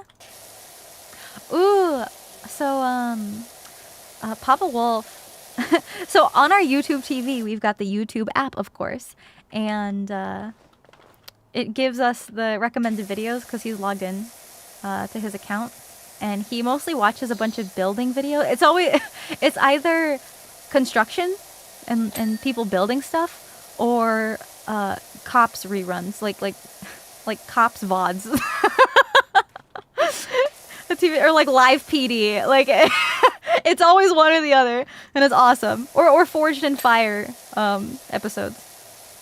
We were also watching Forged in Fire, but there was this one video of this guy building an outdoor patio fire pit thing like this, and he built it raised and put LEDs between like the cracks like this, and it looked like magma rocks. It was so cool. He has immaculate taste. Yeah, I love Forged in Fire. Will it kill? Yes, it would kill. There was another show, I don't remember what it was called, but it was like a knife competition obstacle course thing, where they'd make their own weapons, and then they'd have to go through an obstacle course chopping ropes and water bottles and stuff like that. I don't remember what it was called. It was like Forged in Fire adjacent. It was really, really cool. Forged in Flame? Is that what it's called? It does sound dangerous, and there's a disclaimer saying that it's dangerous, but it's so cool. So cool to watch. It's just so fascinating, you know?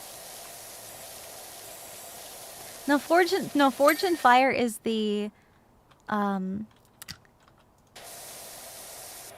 like where there's 4 contestants and they all make the same weapon or whatever. But the other one I'm thinking of, it's not Forged in Fire. It's an obstacle course. I don't remember what channel it was on. Yeah, it was kind of like Ninja Warrior, but with knives.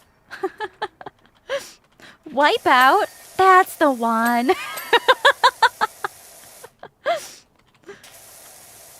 Yeah, it's like a knife cutting competition. And they run around to different parts of the course, chopping stuff. It was really cool. We have a tea kettle.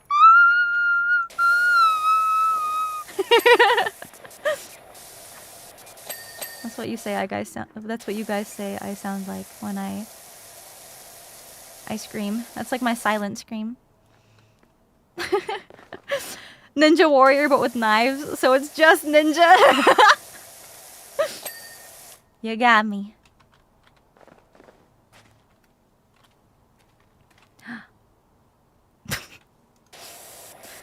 I didn't see any stars. Oh.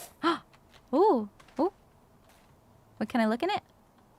Oh no, it's picking this up. Oh. Oh, I thought I could look. Probably wouldn't be good to look directly into the sun with this thing though.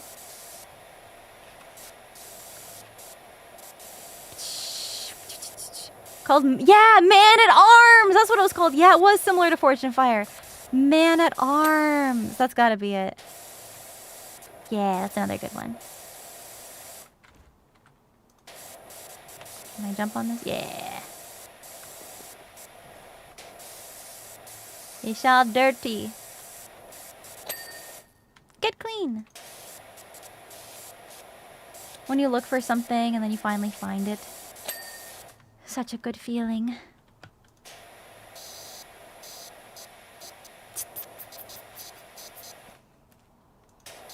I also love watching those IRL power washing videos. I know there's this one guy on TikTok. I think he does lawn mowing and power washing.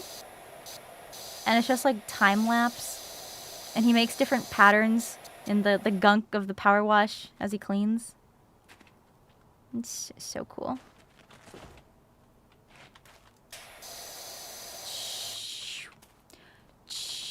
SB Mowing? Oh, is that the account? Mowing and washing. Yeah, he also cleans and cuts the lawns of people that sometimes are struggling to do so. Like he just does it for free for these people who maybe aren't physically able or financially able to get those things taken care of. It's just so sweet. This is Power Wash Sim 2. We just started with the new one.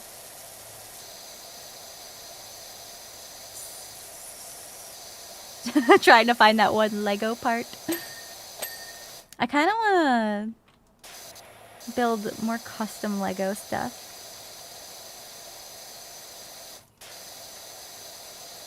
Like the Nike Altizen. That looked like a fun build.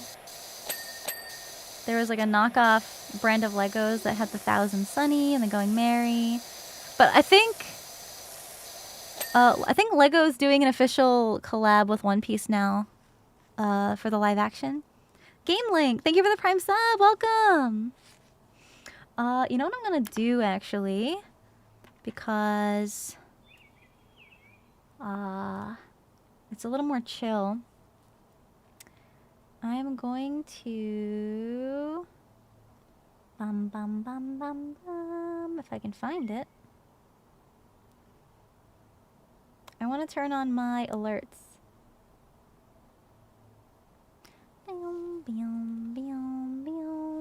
Are they in here?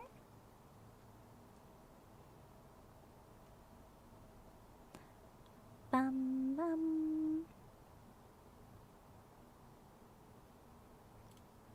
Where is it? I don't know if it's in here. Let me see if I can add it.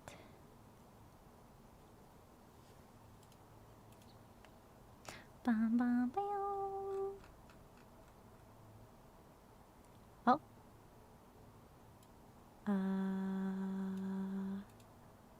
I will warn you, custom Lego sets can be then. pricey. The 1,000 bricks for the PYRO Pup Lego ran about $400. Oof. But it was worth every penny. Yeah, Lego is hella expensive nowadays. I think it'd be cool to get a custom designed PYRO pup. That's sort of like the, you know, the really big custom Legos of like the Pokemon starters? Or there was one of Chopper that I did on stream. Like something like that, you know, but to scale is what I'd want to try to get made.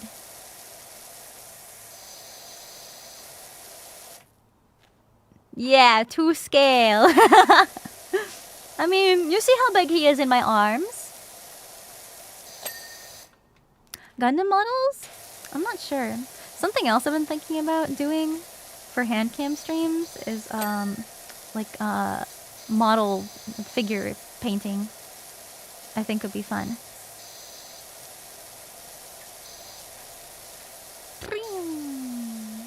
He's not 3 centimeters tall. Chopper? One piece Chopper. He was a very big. It wasn't Lego branded. It was They didn't snap together like Legos. They slid.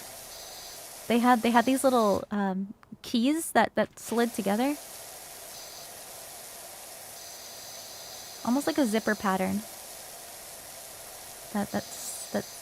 Yeah, they just slid into place.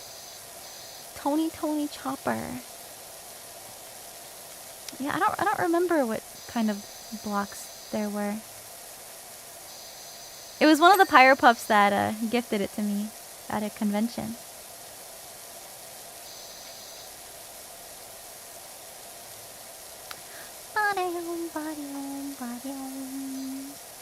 Ooh, have you guys seen the Lego Monster Hunter monsters? There's some guy that makes custom Lego I don't directions? You've seen those? Oh, they're so cool. I feel like making one of those someday would be really fun.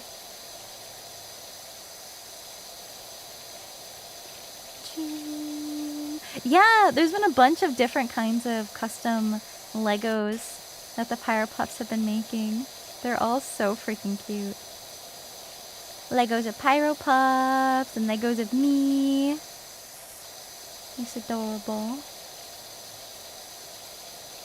I think if I want to build a custom PYRO pup, I'd want it to be massive. Yeah, the legally distinct Legos. Yeah. Official Lego Godzilla? That'd be awesome. I would definitely get those. My boy, King Ghidorah. To scale Lego me? Me? That would take me the rest of my life. It'd take me longer than making my Nihilister cosplay. Yeah, like the really, really big ones. Yeah.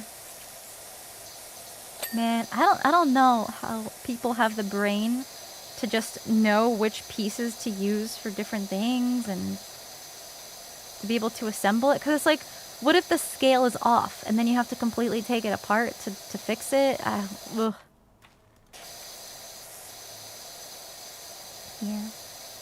Yeah, I like King Ghidorah and Destroya. I just think they're pretty neat. Yeah. The same way I know how to make cosplays. Yeah, true. With marshmallow sticks and packing pillows. Destroya is peak. Hell yeah. Oh, I saw this one, I think it was a short or a TikTok or something. And it was this guy with this massive display case with a bunch of different Godzilla figures. And just like kaiju in general, like just a bunch of these figures. And he was like, okay, quiz time. and his girlfriend's there, and he's like, "Who is this? What's this one's name? What's this one's name?" And it was like the most obscure kaiju. Like, damn. I don't know these. There was a Lego competition series on Hulu. I don't remember that. What would they have to like custom build things on the fly? Lego Masters?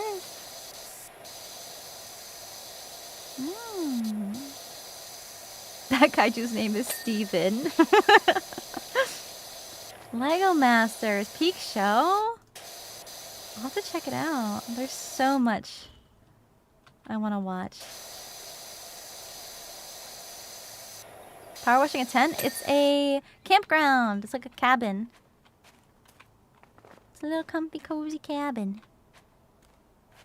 A host knocked over a build?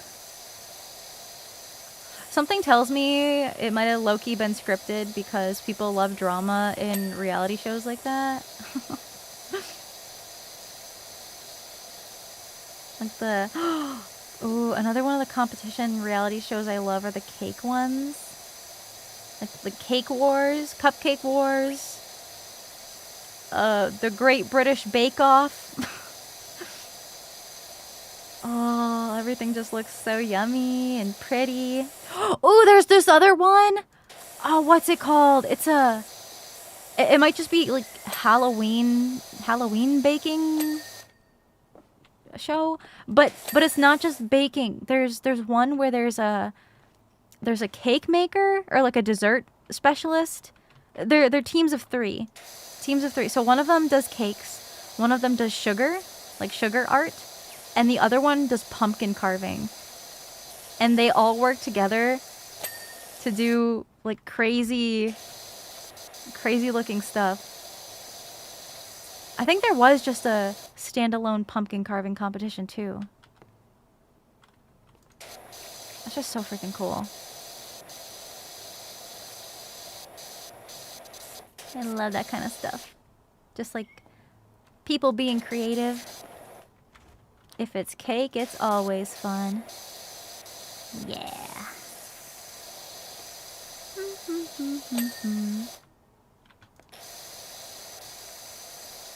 I love the color scheme of this cabin. I thought it was gonna be like log almost, you know, just like natural wood color, but it's fire color. Wasn't there one about cosplay? Oh no, we don't talk about that. Heroes of cosplay. Oh, I have so much to say about that TV show. And it's crazy because it came out like right around when I was a baby cosplayer. And it is such a bad representation of what cosplay is. And it's all the producer's fault. Because they took the confessional interviews and twisted words around and removed context to things to make it sound just like so bad.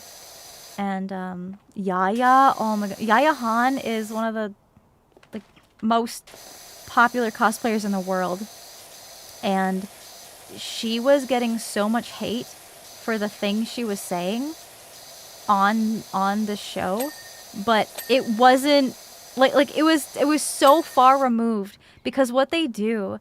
So with any reality TV show, you'll notice how in the confessionals they always wear the same outfit. And that's because they tell you to come to the confessional in the same outfit. So that way, when they go back to edit the show, they can pick and choose which things you say at different times to add to the drama. Oh, it's so toxic. It's so scummy. Yaya is super sweet. I've met her in person too. It's like she is such a huge important part of cosplay in general, and why it's been able to be so accessible to so many people, and why the industry has come as far as it has. Yeah, it's just ugh. And there's another cosplayer, YouTuber, that I like to watch. The account is Sarah Spaceman, and she did a whole like documentary analysis on this TV show, like reviewing all the episodes and stuff, and how bad it is. She had to sit through that. There's 2 seasons of it, and they got paid pennies for this, and they were forced to make a new costume every week and forced to compete. And they focused this whole show about cosplay on competing and winning money from competitions. And it's like, that's not what cosplay is about. That's such a small part. But the crazy thing is that Sarah ended up getting in contact with Yaya and visited her like at her house and interviewed her in person, and Yaya was talking about this experience, and it just seems so awful. Jessica Negri was in it too. She interviewed her also, and Jess was like, yeah, you know, they invited me to be on it, but it just seemed a little weird, so that's why she wasn't on the show, because she turned it down. And it's like, what a bullet she dodged.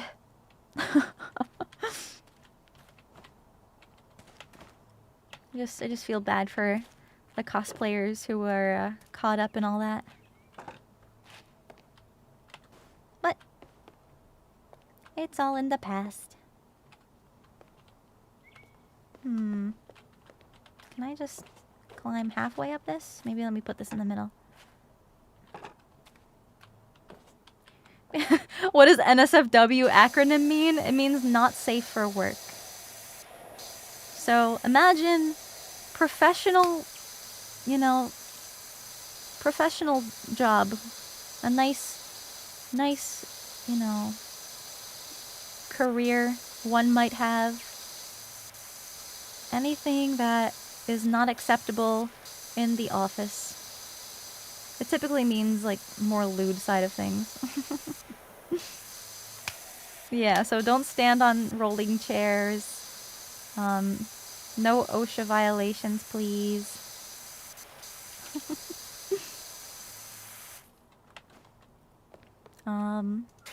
No browsing YouTube. Not safe for your job. Nope. Nope. You could get a virus. And then, oh, everything's compromised. Not safe.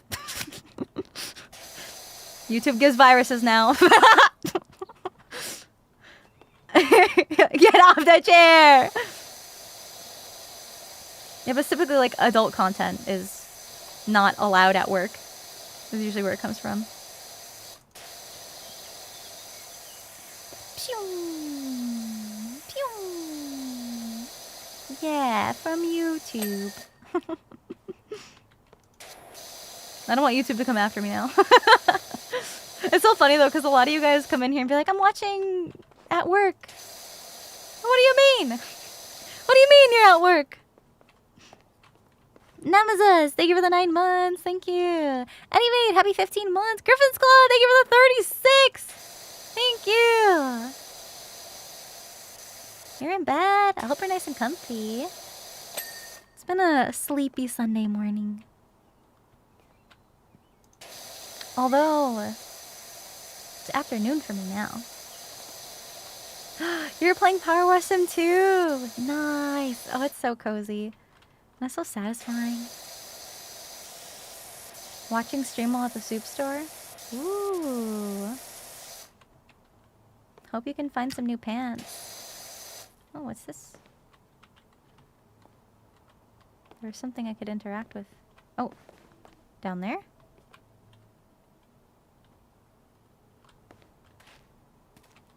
What is that? I wonder if I can go inside the house? No. Why is it pointing me up there? I don't know why. Let's just finish cleaning. Finished work, made it to stream. Hi. I hope work was good today. We are just having a nice, comfy, cozy stream today. You know, lower energy. Just kind of chill. The soap nozzle? I don't think I really need it right now. I don't need to use up my soap. Because, unless things change. Ooh, I can buy the new, washer.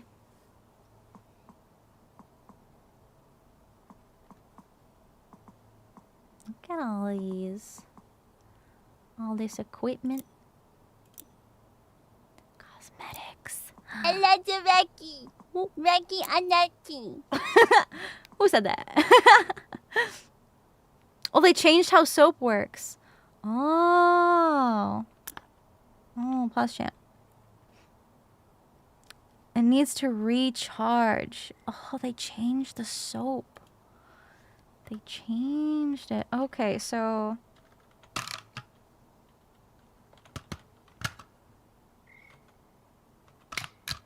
Where's their soap? Oh.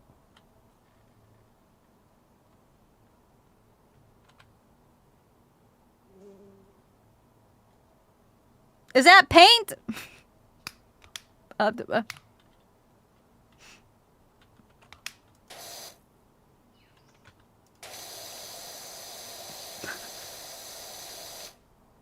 I do?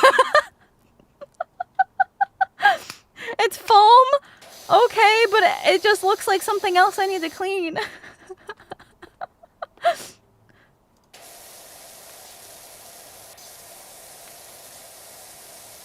Yeah, nice and clean.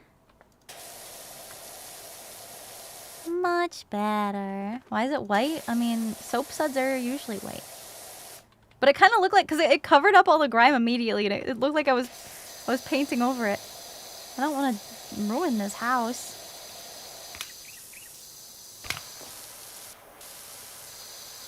A different type of paint, the kind of paint that has soap in it. So, okay, so this looks like it's a little more, stuck on. I recently saw Beowulf and it at this hilarious shanty. There were a dozen virgins, Frisians, Thanes and Franks. We took them for some pickin', but all we got were wanks. What? Chorus-o, we are Beowulf's army. Each a mighty Thane, we'll pummel your asses and ravage your lasses and do it all again. Alright. Oh, cool. Oh, now it's disappearing. Kind of?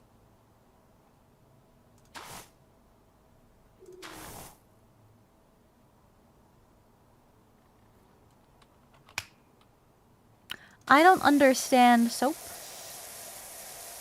I'm just gonna smile and nod. Only works with grime. This is all grime. It all looks like grime to me. Yeah, you still have to rinse it off. So why wouldn't I just use my power washer? Bird poop! Well, that was counterproductive, huh? We're trying to make it look clean. What is Hi, this? Sinder. It looks like the thing I can interact with. Hi! What's up? Hold on, I borked my notifications again. Okay.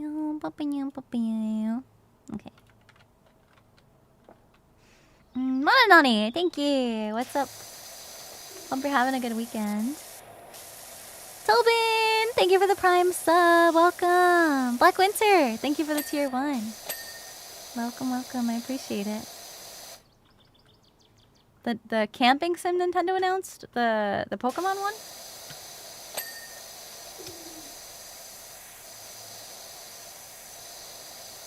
It's like a little farming sim.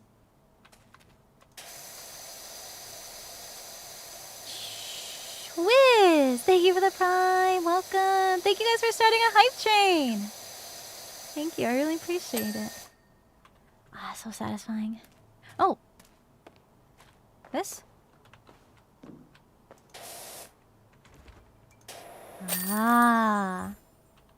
Complete! Yippee! I think it was trying to point me towards the kettle.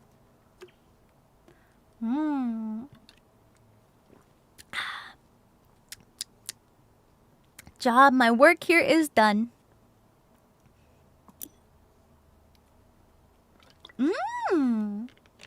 An Art Deco house. Wow, look at the sky. What is that?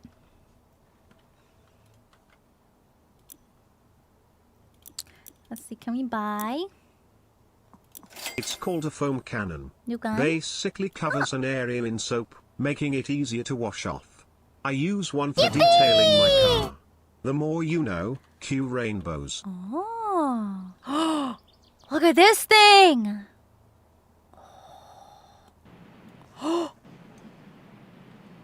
Well, I best be heading out. It's been a very cozy stream. Have a great rest of your day, Cinder6 Pyro Cozy. Thank you. Take care. It does look like a metal detector. Can I guess it's just like for the ground. All right, let's do our next job. There it is. A surface cleaner. I honestly love how they changed the soap. You can coat the whole dirt area and instantly clean it with the weakest nozzle. The best use I've found so far is going through with the weaker nozzle, then using soap to easily clean the tougher dirt. Oh, it does cling to the wall. You just have to get close enough. Okay, that's satisfying. I'm gonna grab these. Oh.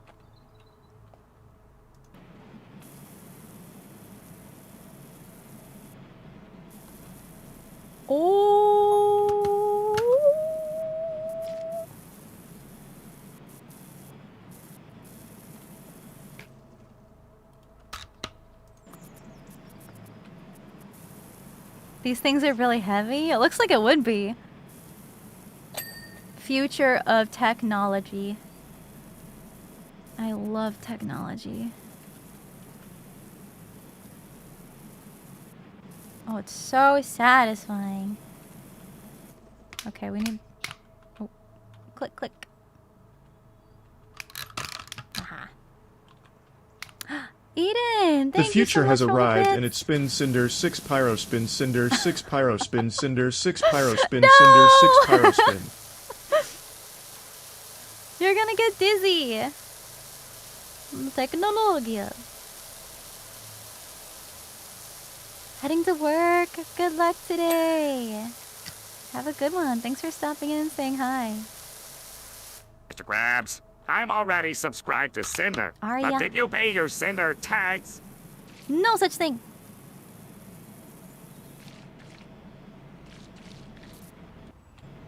I've always liked these kind of houses that have the super unique looks to them, like curved walls. Oh no, what that have look so I done? complicated.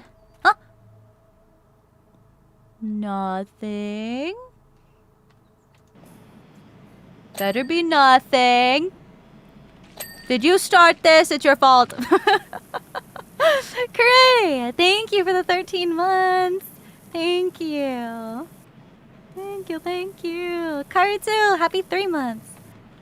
My day is great so far. I hope you're having a good one too. It's so clean. No more dirt.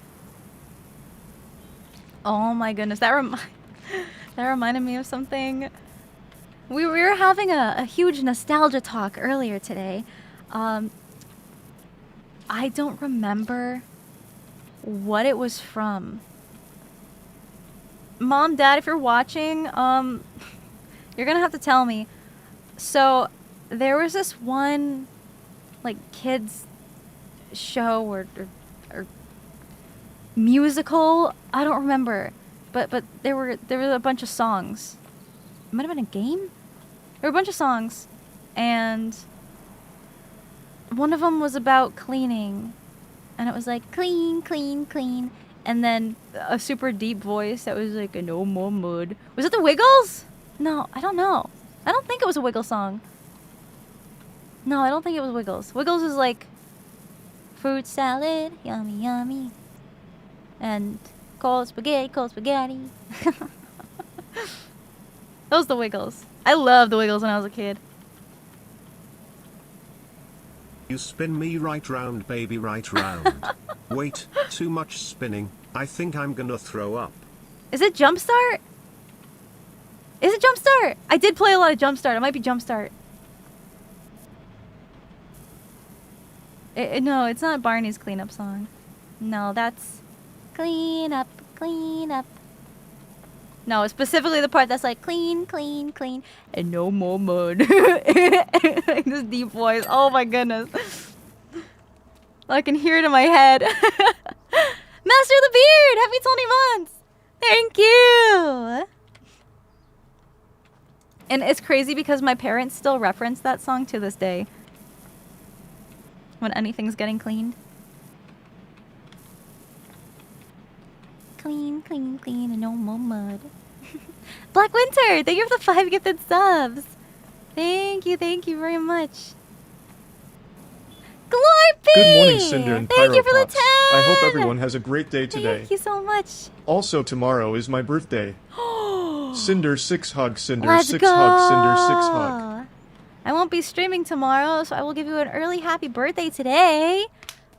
I hope it's a good one. And I hope you're going to be able to do something fun. Thank you so much, Relic Dragon. I really appreciate it. Thank you so much for all the bits.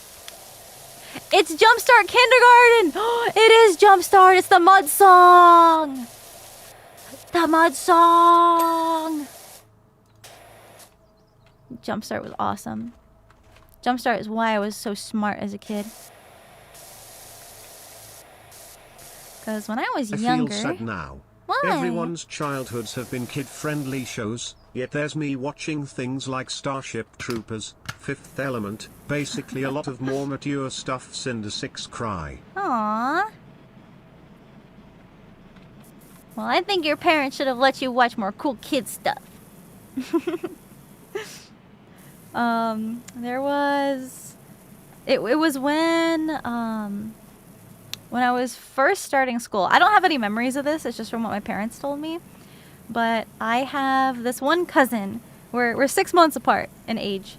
And it's like my mom's sister's son. So we were pretty close. And when we first started going to school, when we started like preschool and kindergarten, my like both of our moms wanted us to be in the same grade, like the same class. So that way, it's like, you know, we'd always have a buddy just in case. Don't forget to use code Cinder for 10% and then we'd off on be able to viewer graduate subs. at the same times and stuff like that. But the problem was, I'm a September birthday baby. And typically that's when the school year starts. And that's where there's like a cutoff. And I just barely was not old enough to start kindergarten the same time he was supposed to start. So my parents made this little deal with the preschool. It was a private school for preschool, and they were like, "Well, we can have her start kindergarten, but if it's too difficult for her, then she can come back to preschool and do one more year." And they were like, "Okay, that's a good idea." And I was so smart. Because I played my learning computer games and I knew my alphabet before everybody and all the cool stuff. My parents always tell this one story when I was learning my shapes. One time as a kid, I pointed up to the sky at the moon and I said, "That's a crescent shape." And so now, now my parents, still to this frickin' day, whenever there's a crescent moon out, they'd be like, "Look, it's a crescent shape."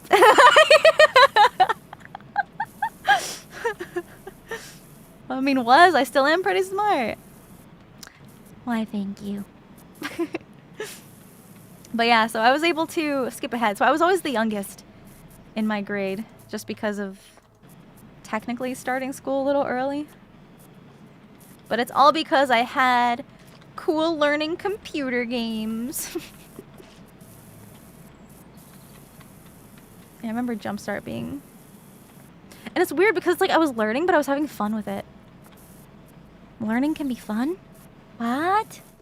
Cool math games! Freddy Fish! I love Freddy Fish! And Putt Cinder, Putt! did you know that the Wiggles actually was on tour with Barney on one of his stage shows? No way! There were a few times that Barney and the Wiggles collabed together. That's so cool. No, I didn't know that. Learning can be fun. Especially like learning a new hobby.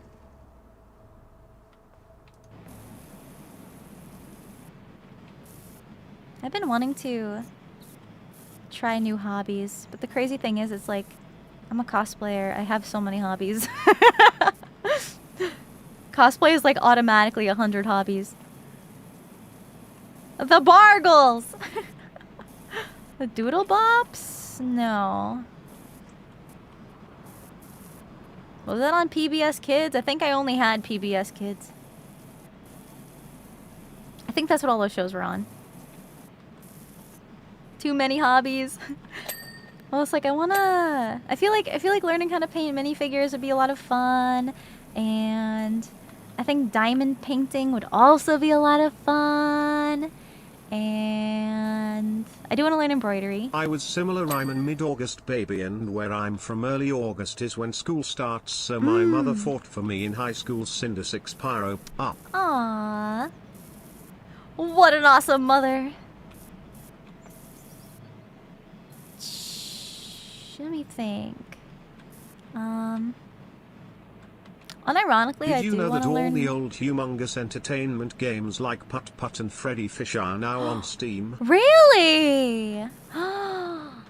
Nostalgia stream? I'm gonna switch my... Here we go. Just a little awkward around these corners with that one. Putt Putt stream? I have such fond memories. I didn't own any of the Putt Putt or Freddy Fish games, but my grandma did, and I would have sleepovers at my grandma's house all the time, and she would let me play those computer games, and we'd play them together. We'd sit down together and we'd play those. We played I Spy. Oh, there's this one spooky I Spy game with this little like animated skeleton. It was like a haunted house I Spy or something. I loved that one. I was always scared because I thought something was going to jump out at me, but it didn't. Yes, it's the same cool grandma that wears anime shirts. Yes. Yes, it's the same one.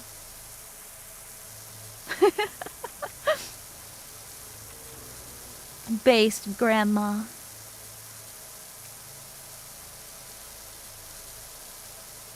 I feel so bad because it's like... She's the kind of supportive grandma that would love to wear my merch, but that's not safe. She would wear Cinder shirts, 100%. She actually has a Tashi shirt though. Back when I had merch as Tashi. Because it was like the first time I'd ever done anything like that. And my parents, or my mom, my mom was talking about it because this grandma's my mom's mom. And my grandma was like, "You're selling shirts? I want a shirt, and can I have like the link or whatever to send to my friends so they can also help you fundraise?" And I'm like, "Grandma, it's not like a school fundraiser." No, it's just like if people want it, like I don't need them to buy the shirts. And because I didn't want to give her the link because then that would link back to my other things, I ended up just ordering one for her and giving it to her for Christmas, and she was so happy. She's so happy, man. I mean, it was just like, you know, cute little generic pink anime girl. So, it wasn't anything crazy. That's like, you know, it'll make her happy. And I am not going to deny her that. Lurk time, take care. Thanks for hanging out and chatting. Oh, hold on, I need to catch up. I need to scroll. Thank you guys so much for all the subs. Orlando, thank you for the tier 1. Welcome. Shine Sparking, thank you for the 7 months. Durugir, happy 19 months. Thank you so much. Mario, thank you for the resub. Thank you, thank you. How does the house get this dirty? You know, maybe it's just been sitting here for a while. Exposed to the elements. Cause you know what? A lot of like driveways or concrete pathways in general usually turn this color, and when you power wash it,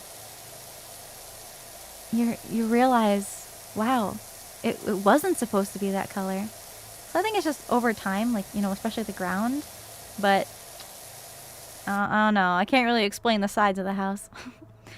Neglect. Yeah. That's okay. I'm here to clean it. I think I'm doing a pretty good job. I don't know what this light beam is. I don't know. It's like a... It's like the Aurora Borealis in beam form. First time stopping by, welcome in. Thank you for stopping by. I appreciate it. Super Mario Sunshine! That's funny. I have been wanting to play Super Mario Sunshine. That's one of the reasons why I got the Nintendo membership thingy for the Switch 2. Because they're rolling out a bunch of classic games. And now they've got the GameCube games. I saw you over here. Can I sprint? There we go.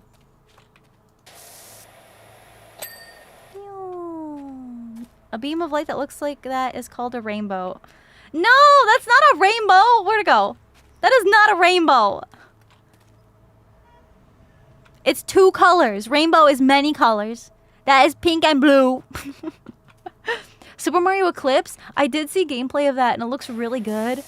But I don't like the Eclipse gimmick. The water It just looks reindeer so from Pokemon dark and the washed 2000 out. movie. Oh, I love that movie. Big stretch, big yawn. Miku Miku Beam! I have such fond memories of Super Mario Sunshine. I never played it myself.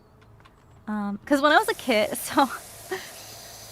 It's weird. When I was a kid, I always preferred watching my cousins play games. And I would very rarely participate unless it was a multiplayer game and I was just hanging out with one of my cousins. There were 2 cousins I ever really played games with. They were the ones I was closest to in age. But my extended family, I've got so many cousins. And several times a year we'd get together to celebrate birthdays. It's usually like every couple months. And it's like, okay, we'd celebrate the summer birthdays, or we'd celebrate the July birthdays today, or, oh, you know, we'll have a Memorial Day party and also celebrate, you know, aunt and uncle anniversary, whatever year, you know? So we'd all just kind of celebrate a bunch of things at once.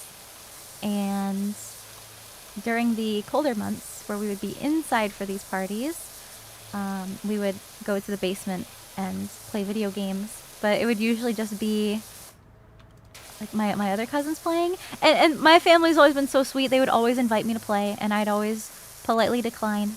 Because, I don't know, maybe I had like performance anxiety or something. You know, with like a bunch of people. But if it was just one-on-one with one of my family members, you know, I'd play Mario Kart or whatever. But there's just something different. Because it's not just, you know, the people playing. It's all the other cousins also watching. And I don't know, I think I just got a little nervous. Now I play video games in front of thousands of people, but anyway. But I have many fond memories because Mario Sunshine is a single player game, and I remember hanging out. It was the same cousin who got me into One Piece, and we would hang out at his house and watch One Piece every week.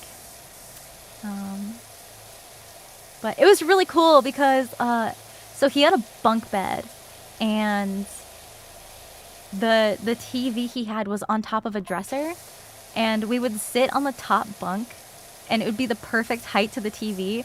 So it's like top bunk gaming, and the setup was so jank because the GameCube would be like on the edge at the top of the dresser, and then like the cord would just barely reach over to the top bunk. It was so cool. But it was a lot of fun. I would just sit there and watch him play, and it just looked like so much fun. But I was totally content with not playing. The One Piece reel! The One Piece! Proxima, thank you for the prime. Welcome. I appreciate it.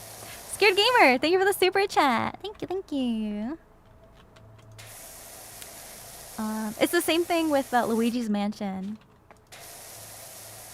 Every party, you know, around October or in the fall, we'd all gather in the basement and turn on the GameCube, and we'd shut all the lights off. And one of the cousins would play through Luigi's Mansion, and it was like a tradition every year.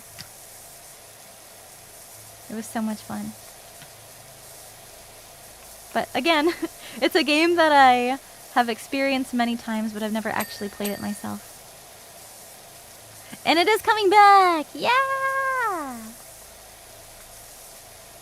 I'm so excited. So excited for all the GameCube games coming to the Switch. You play it every year too! That's awesome.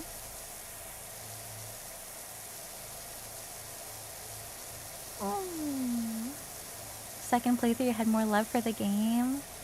I think it's also just nostalgia. It feels extra fun thinking back on all the memories, you know? Hope I slept well. Thank you. I hope you did too. Hope you guys have been having a good weekend. Never played it but want to try it out? Yeah, me too. Test my gamer skills. Oh, I never talked about this, but so after stream yesterday, and I think the day before, yeah, past couple days, I've been playing Pokemon Legends ZA, and I beat the game, and I have many opinions. I don't want to spoil it for anybody that hasn't played it yet, but so I heard a rumor that the reason why they bump you up from, I don't know, W all the way to F makes sense. It didn't really make sense to me. I still felt like it could have been enjoyable, but, you know, Game Freak cutting content, that's cool.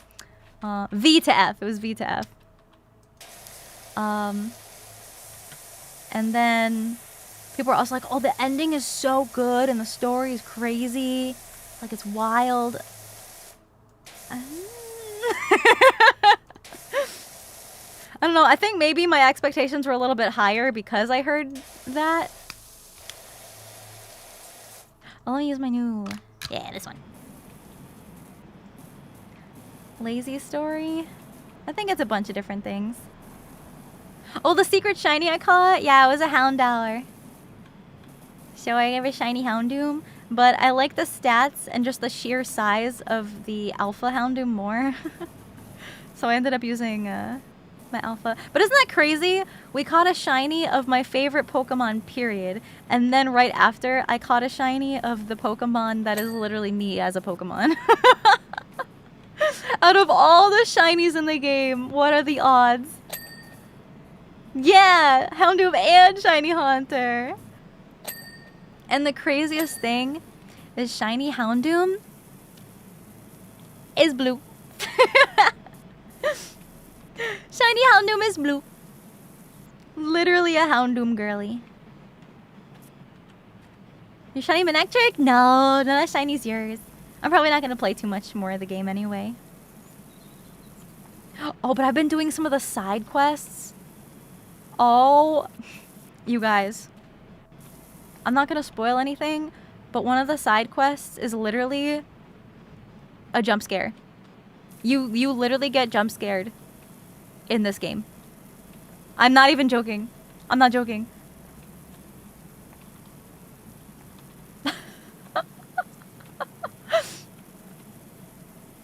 Yeah, isn't that crazy?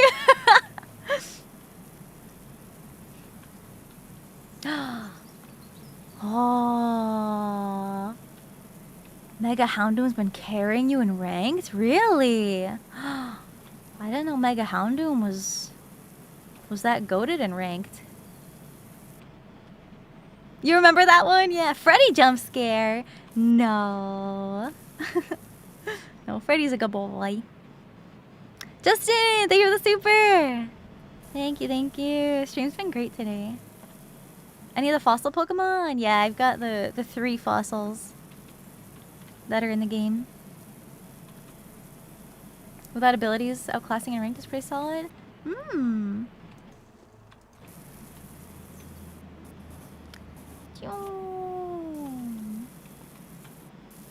I'm definitely looking forward to seeing how the new megas are gonna be with abilities in like the online ranked battles. It is a little... It took some getting used to with the no abilities for ZA, but it makes sense why they did it.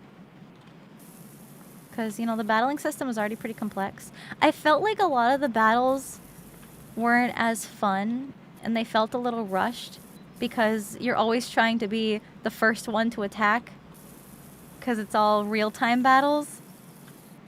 You know, because with turns, it's kind of more suspenseful, and you can take your time a little bit more, but it's just like, button mashing! Use your moves! That's kind of how I felt. Especially towards the end. Towards the end, there's a lot of just like battling in general. Button mashing! Dodge! More button mashing! More dodging! Ding!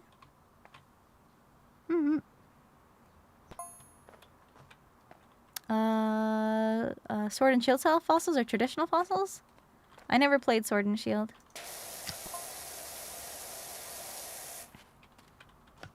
There's the two dinosaur fossils and Aerodactyl. Yeah, how much water you use? Reggie, unlucky. At least a cup of water. Reggie, unlucky. Yeah, wait.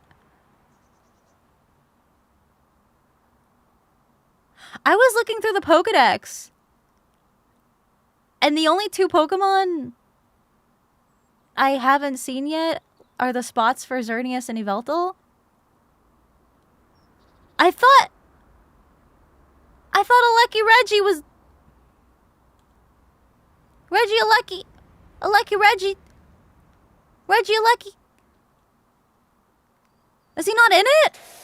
I thought we saw him in the trailers. Wait just a second.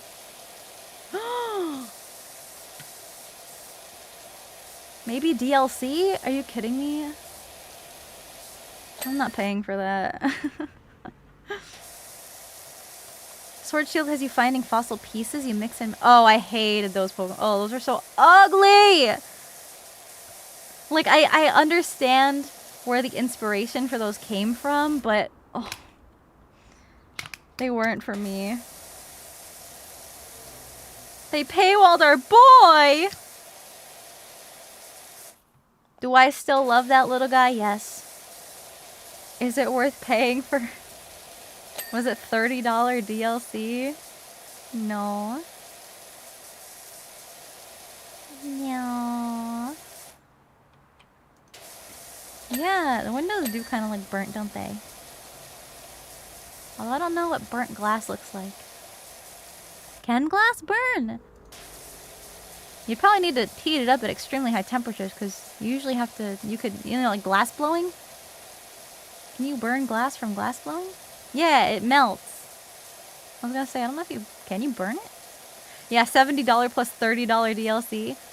Plus the Nintendo Online membership if you want to do the ranked battles and get the megas.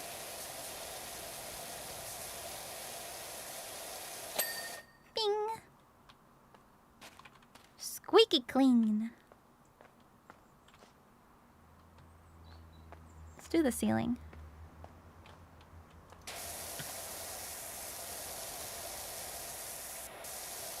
Aww, I'm glad being a Pyro Pup means a lot to you. That's so sweet. This is a dirty house. Clean your house. You could buy several tubs of pyro power for that. True! Instead of getting Legend ZA, you can get 100 servings of a delicious drink that will last you many moons. Been a while since you watched Pokemon? Me too. Honestly, I really wanted to watch the new... There's a new show. It looked super cute. I don't remember what it was called. But it just looked like slice of life. Really, really cute. Oh, I don't remember what it was called. I think it might have been on Netflix. Horizons. Yeah, I think it was Horizons. Yeah, it looked so cute. Hey, I want to see if I can find that to watch it. Is it on Netflix?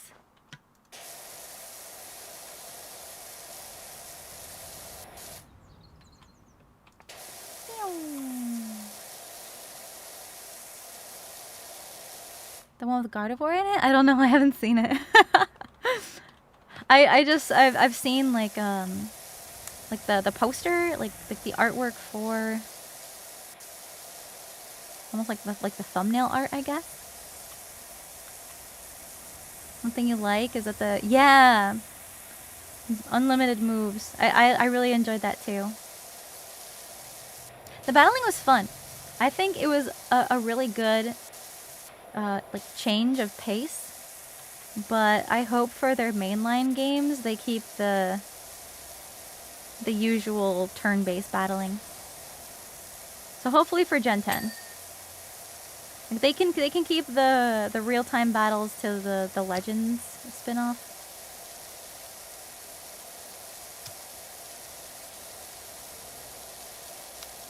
I just think it works a little bit better. I have too much anime to catch up on. Right? Also some to finish like Log Horizon, Macross, Dr. Stone, etc. Cinder 6 Cry. Aww. I hope you find the time to get around to all of them. One at a time. Let the real-time battle spin-off. Yeah, for just Legends. Because I think a lot of people are just losing more and more faith in the Pokemon games. Which is really sad because, you know, I really enjoyed a lot of the older games and it's just a little disappointing. Holy shit! Mansoor! The GOAT! Damn! Holy moly, you're not kidding. Thank you for the 50 gift subs. Wow! Thank you. That's super sweet. I really, really appreciate that. I feel like Gen 9 was rushed. Oh, for sure. 100%. I agree. And, you know, it's like they could do such a good job making an actual good open world Pokemon game. And they just don't. They just don't. Yeah, make sure you guys thank your lovely gifters if you get gifted a sub, because they are so sweet and kind and generous and nice and all the good things. Only good things. Looking forward to Gen 5 remakes. Listen, I was already disappointed in Game Freak. Like back in Sun and Moon. Cause I don't know, the Ultra Beast just always sat weird with me. But then I still held out hope for the Diamond and Pearl remake. And they gave us the worst thing they could have possibly given us. It's like that's my gen. That's my jam. That's my favorite. Like Platinum was my favorite.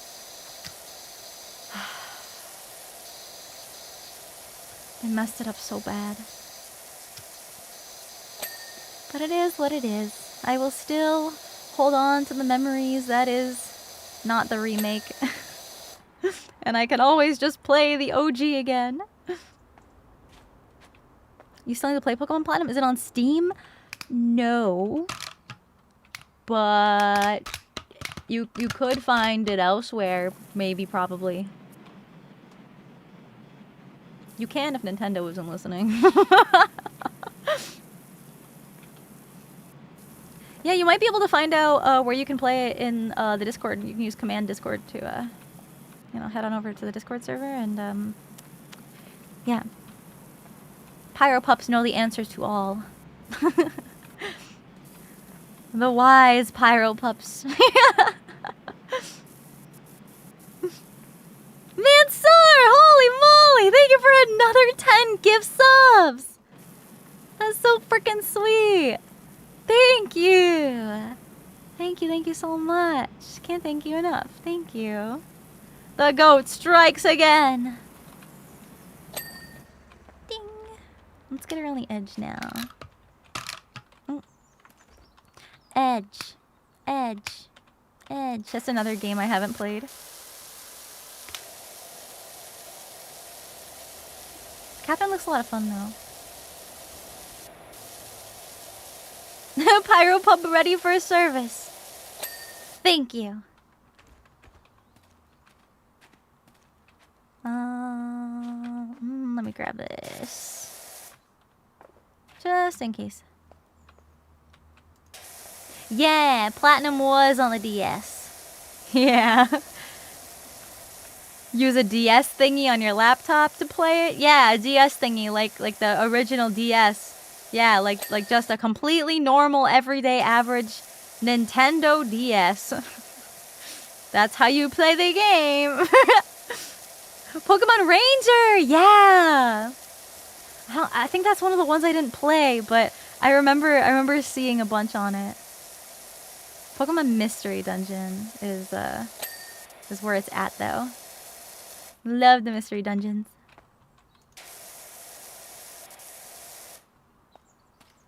Favorite legendary?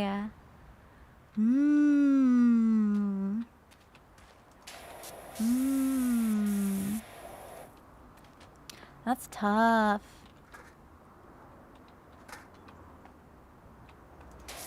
Oh, it might be my my platinum bias.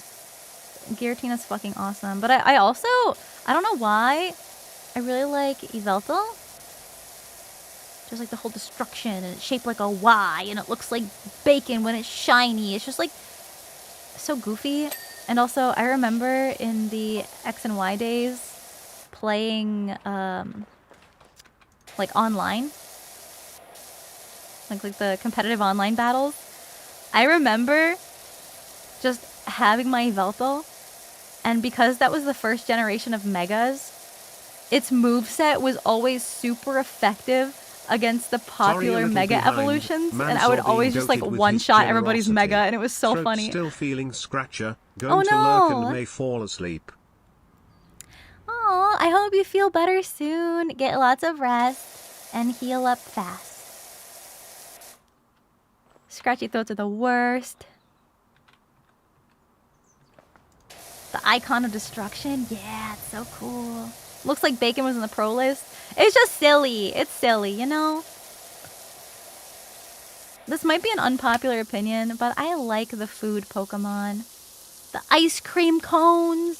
So freaking cute. Fido. Like, it's a pun. Oh, it's so cute. I love it so much. Alcream? Yeah. They're just adorable. But yeah, like, Yveltal had super effective moves against, you know, Mewtwo and Venusaur. And there's like a bunch. Gardevoir. It was just so funny. Flapple! Appleton!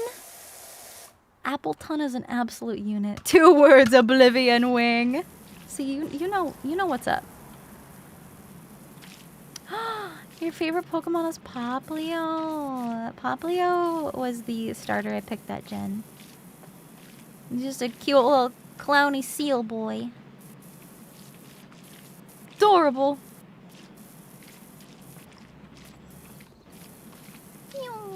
He is really cute. I remember when Sun and Moon launched. I was there like at GameStop for the the launch night to pick up the game, and they had plushes of the starters, and I just had to. I got a Poplio. I've got this cute, adorable Poplio plushie. He's just a little guy.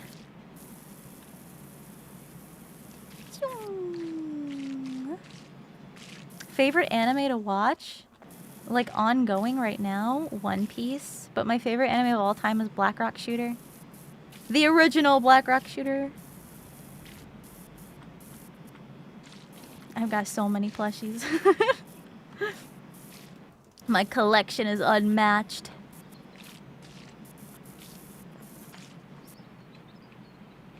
A lot of my stuff is all like packed away just because it was easier for me to start putting everything together, even though I probably won't move for a hot second. But at least I'll be ready for when I do move, you know, just in case I'm preoccupied with other stuff. That way most of the work is already done. You know, I've been like doing a lot of cleaning and going through stuff and donating or getting rid of what I don't need. Yeah. So it'll just be less work in the long run. Watch Soul Leader. Yeah, that was one of the first I've watched. Oh man, sir! Thank you so much for the tier 1. I'm sorry I missed that earlier. Thank you. Thank you. Does anyone remember High School of the Dead? Oh my god. And about how crazy the animators were for making a bullet weave through jiggling booba? Did y'all see the video where I tell my mom about that and I show her that clip? If you're not subscribed to my YouTube channel,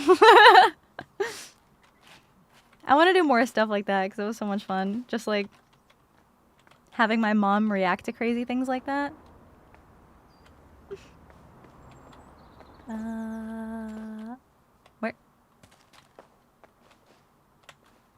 Where was I cleaning?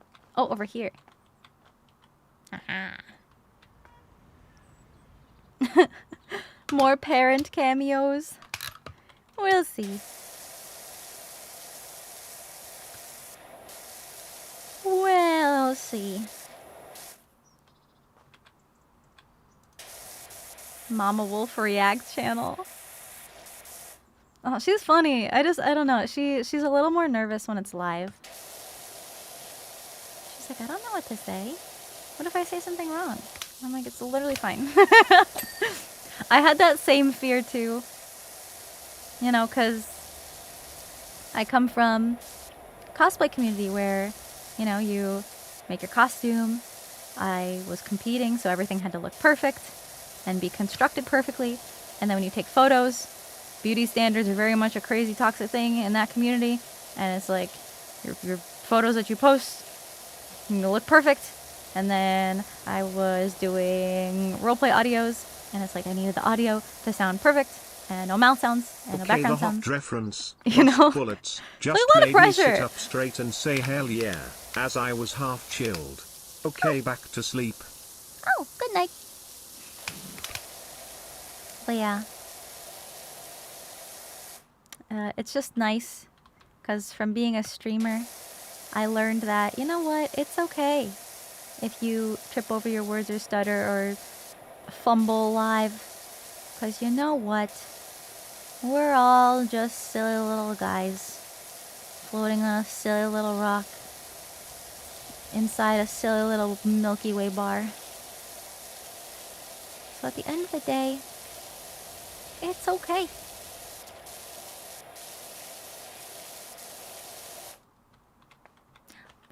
Embrace the scuff. Exactly. Come, no, don't fall. Don't fall. Milky Way bar. Yeah, makes for a funny clip. Right. You just have to throw your shame out the window.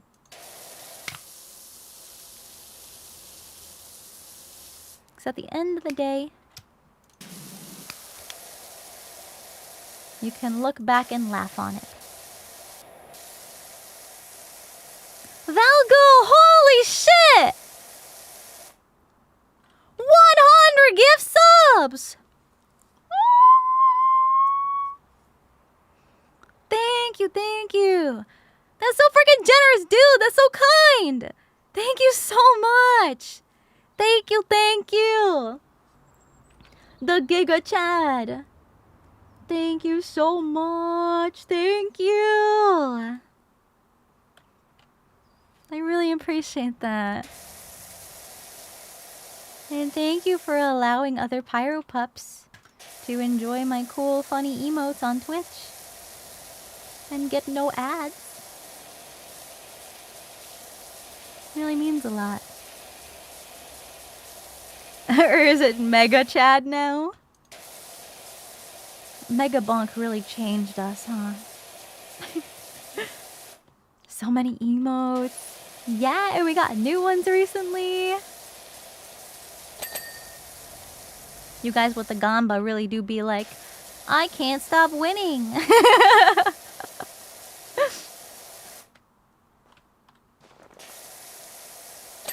Ding. Ba-da-bum-bum, ba-da-bum-bum. We're not even halfway done with this house. Dang.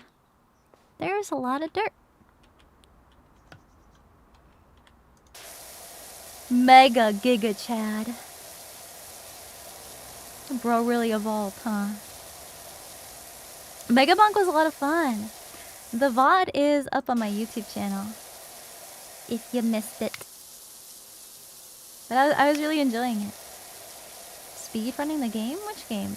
This game? No. There's no need to speedrun comfy, satisfying game. We're just hanging out, yapping, having a good time. Speedrunning? Who, me? I could never be a speedrunner.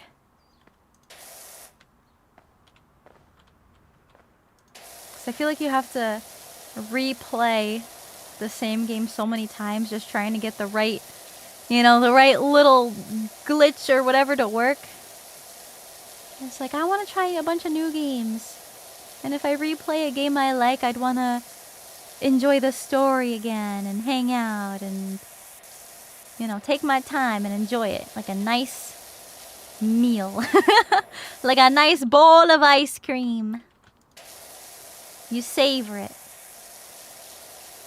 But I will say, I was watching Twilight Princess speedrun videos just because it's one of my favorite games and it's just so interesting. Like, there were so many, so many, I don't know, like, I don't know if I want to call them glitches, but just like hacks, I guess. That I never knew about. And it's like I played this game dozens and dozens and dozens of times. But it's not really something I was looking for, you know? I was just looking to re-experience the story again. Arbiter Ground Quicksand Warp? I don't know if I saw that one. There's one really early on at the start where you can get to the like the first Twilight Zone way earlier than you're intended, and you can get the Master Sword like first dungeon. It was wild. And Brennan, thank you for a whole year.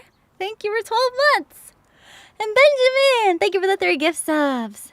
Thank you.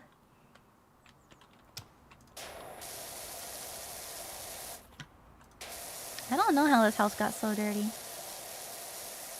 I'm just here to clean it.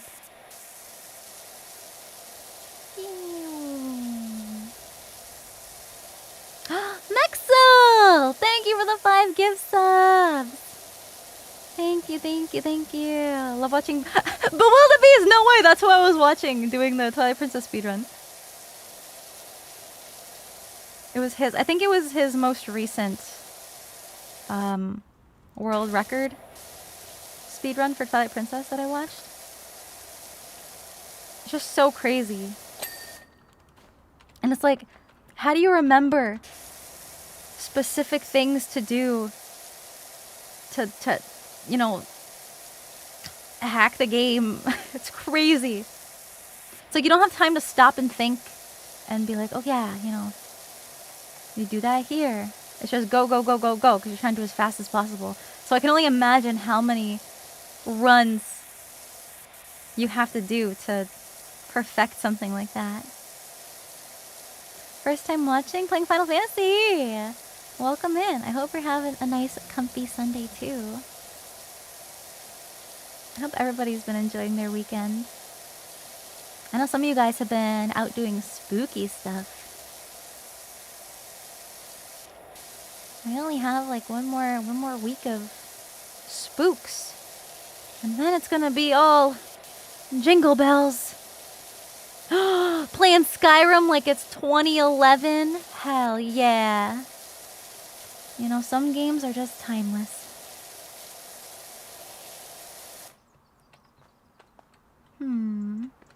Got back from work? Hello. Welcome. Hope work was good. Low percent runs? You stare at a ruby for 8 hours to clip through a door? What? What? It's so fun. You know what I really enjoy though? I think the reason why I have been so into watching speedruns, specifically of Twilight Princess, is because it's, you know, my second favorite game of all time. And because I've played it so many times, you know, it's like, yeah, I know the game pretty well. I know where all the heart pieces are, all the heart container, whatever. But there's so much more to the game that I never knew about because of all these silly little glitches and hacks and whatever. So it's like revisiting this game I love so much, and it's teaching me new things about it I never knew. And it makes the game feel brand new again for me. You know? So I think that's what I find so fascinating. Almost pumpkin pie month. Turkey month. I know I have asked you in Patreon chat and in Patreon suggestions channel, but I want to ask you directly here, could we the Patreon pups get an quote channel? Quote channel? What do you mean? Bada bada bo, what are you quoting? You want pumpkin pie now? Yeah. Yeah. What happened to my eye? I got beat up by my demons. It's just one eye? Yeah, just one eye. I'm tired. I'm tired of this, Grandpa. This is where you say, that's too dang bad. Why am I not playing Viscera Cleanup Detail? Well, I have played that already. But this is brand new that just came out. And I wanted to play it because I wanted a nice, comfy Sunday morning stream without any of the blood or gore. I do want to play Crime Scene Cleaner though. That looked like a lot of fun. Keep digging.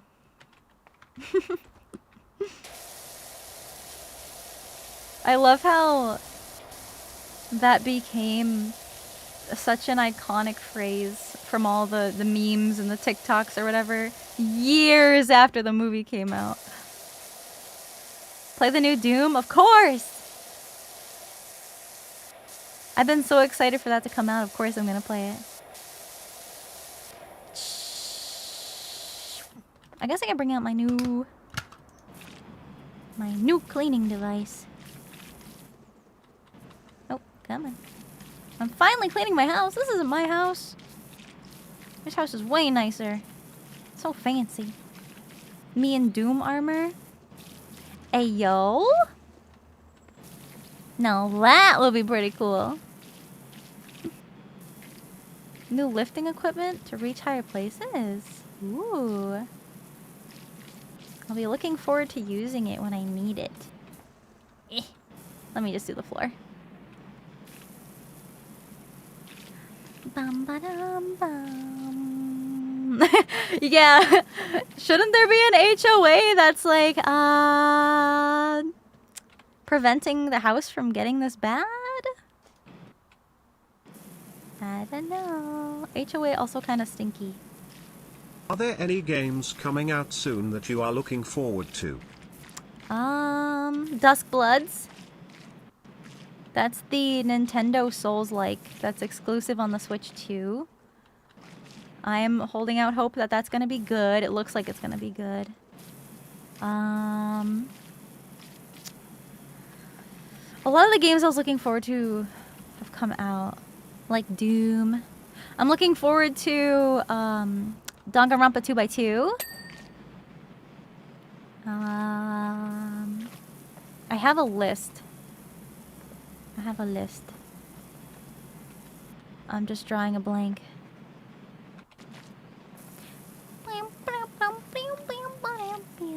But that's a couple. Yeah, Metroid! Metroid Prime 4. Yes. I've been looking forward to that. Danganronpa stream. Dustbloods is from Soft. Oh, yeah, it's gonna be good. Yeah, it's gonna be good. It's official. It's a FromSoft game. Heard Donkey Kong Bonanza fell off hard after it got released. I didn't play that one. I will admit, I looked into it because I was curious. So I was like, maybe, you know, I got off on the wrong foot with the last DK game I played. Maybe this one will be a different experience and it'll be fun. It looks like it's such a short game and most of the gameplay is just collecting stuff. It seemed very different than the other Donkey Kong. Oh! The other games. Maybe I can just try jumping.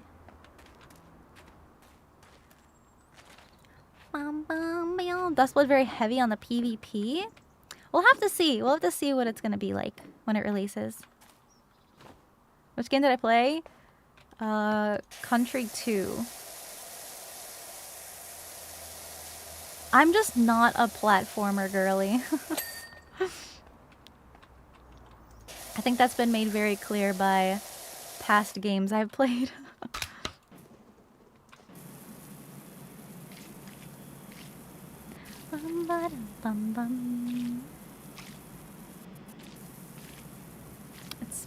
It's like Mario Odyssey, but Donkey Kong? Oh, I haven't played Odyssey either. I don't remember what the last mainline Mario game I played was.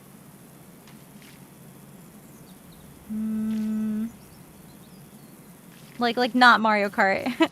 I play Mario Kart a bunch, but I'm trying to remember. We did play what was it? The 3D Mario 3D World? Bowser's Fury. Bowser's Fury. That's the one we played. We did play a little bit of Bowser's Fury on stream. So that was probably the last one.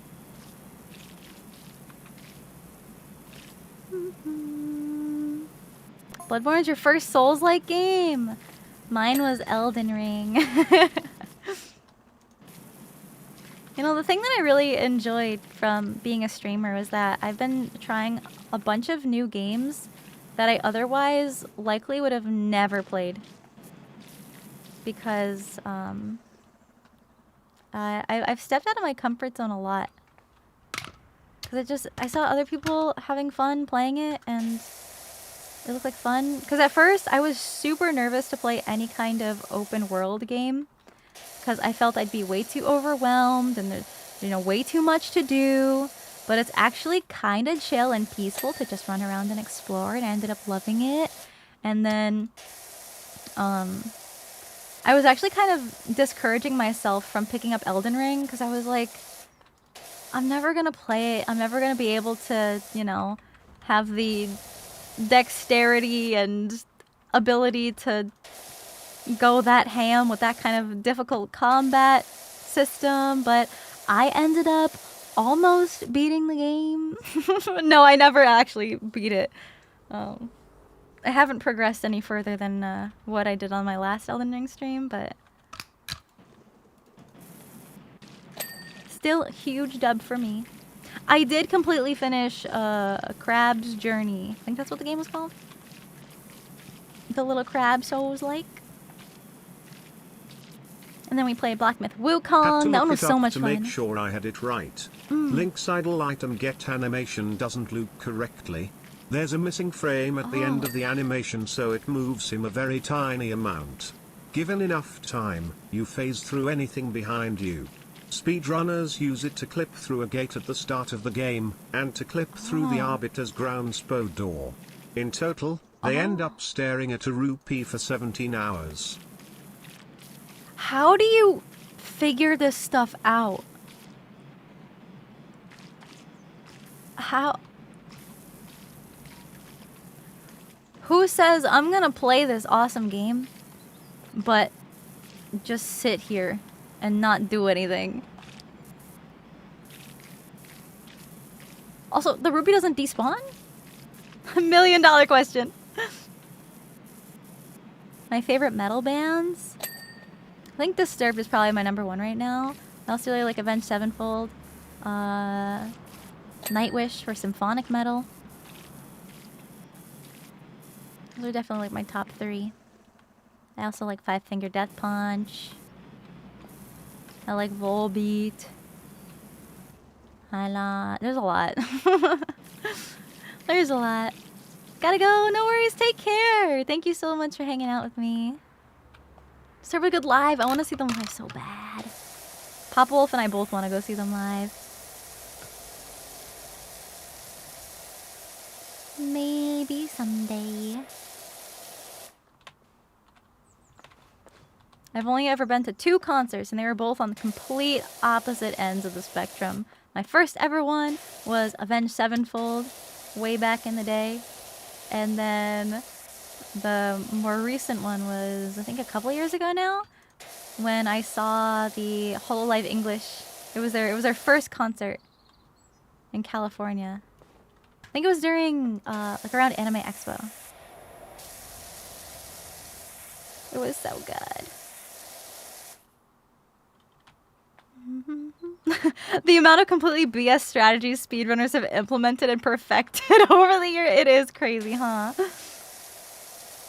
System of a Down, love them. Surge is just so cool.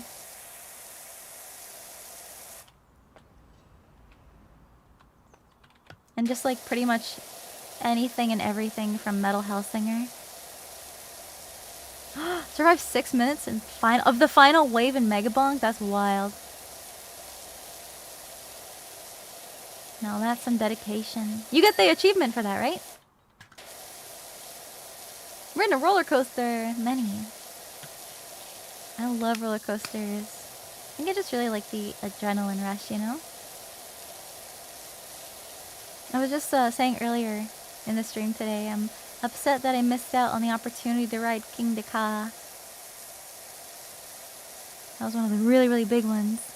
Dad Gamer, happy 15 months! Thank you so much! Noble Ghost, thank you for the 13.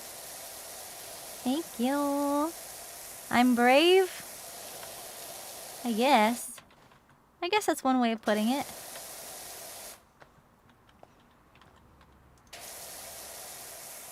I mean, I did go skydiving, so I guess that's another...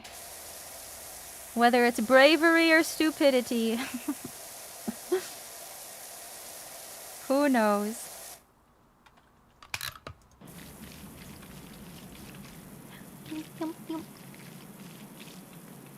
I don't know if I like the sound this one makes. It's very wet. But it's very efficient. What's first, milk or cereal? I've got such a weird answer for that. So, I don't really eat cereal. You know, it's never really been my thing. I know there's so many different kinds, but I'm just... It's not really something I eat. But every time I do eat cereal, I prefer it completely... If anyone's curious about the run itself, Lowest Percent has a video about it. It's very good. Also no, the rupee doesn't despawn, it's a text box item get for the first time rupee pickup. Oh, it's one of those. Got it. But yeah, so when I eat cereal, I'm not a milk enjoyer. So, especially growing up when I did used to eat cereal more often, what I would do, this is a judge-free zone, Pyro Pups. I would take like a coffee mug and pour cereal in that, and I would just like pour it into my mouth via coffee mug, and that's how I'd eat the cereal. I don't need a spoon.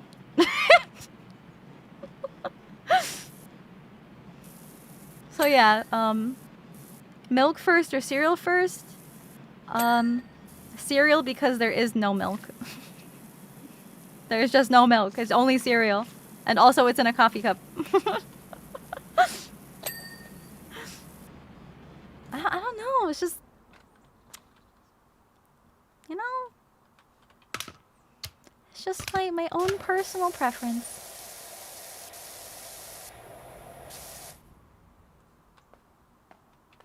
Now how do I get way up there? Jump. Makes a good snack like that? Yeah. Yeah, I don't like it getting all soggy. Thank you for saying that. Ooh! Just barely made it. No, just like the soggy texture. I don't know. I don't have like any sensory issues when it comes to stuff like that. Especially just like foods. I don't know. There's something about just like cold, wet mush that I don't. You made my day. I thought I was alone eating my cereal without milk. Really? Of course I have an excuse. I am slightly lactose intolerant. Oh well, that's fine. That's fine. You have a valid excuse. Mine's just like, no milk, no me gusta. No, thank you. Mixed fruity pebbles and tricks. That sounds like such a goated combination. Wait, that sounds so good. It's funny because Fruity Pebbles was typically my go-to cereal that I would just chug via coffee mug. And as a kid, like a baby, Cheerios used to be my jam. Cheerios and Fruity Pebbles. That's some good stuff. I don't know, it might be unpopular, but it's been a while since I've had Cheerios, okay? But why do I vaguely remember it tasting like cardboard? Is that still the case? Or is it like good? Is it good? Or does it still taste like the frickin' church crackers? Y'all know the church crackers.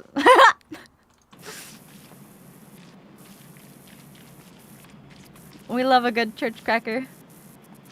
Coming from a hellhound. It's like that's the taste that never leaves your brain. It's a bit of both.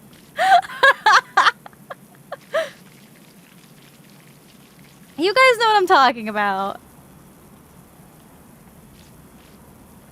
They were always like stale. More like lack of taste? I don't know. Gotta go get lunch? Nice. Have a good lunch. Oh, wait. What time is it? Oh. I was like, wait, lunchtime?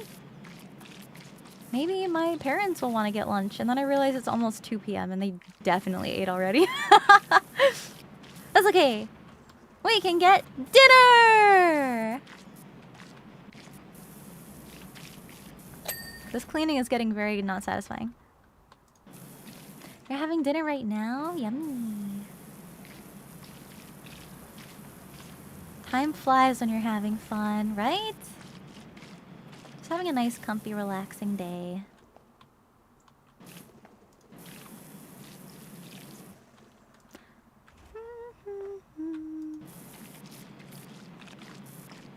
Come on, stay on the side.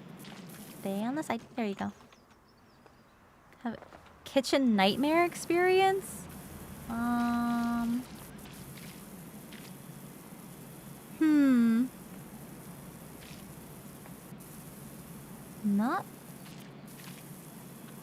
Not really.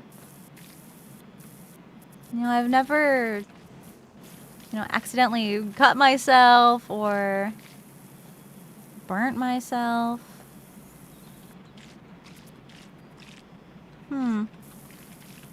I guess I'm just not in the kitchen often enough to to have that kind of negative experience. Yeah, I never forgot the stove was on.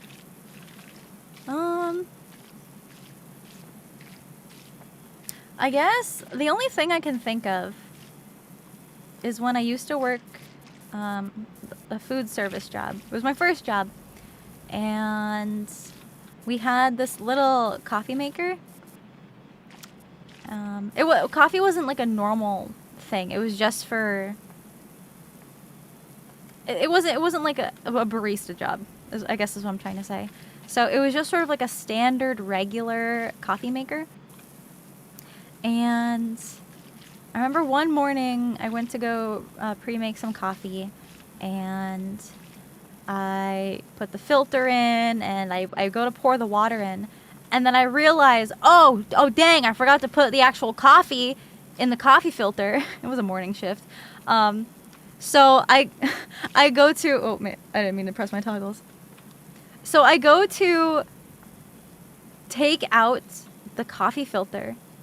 And like I did it really quick because I was like, oh, let me hurry up and, put the coffee grounds or whatever, coffee powder into the filter.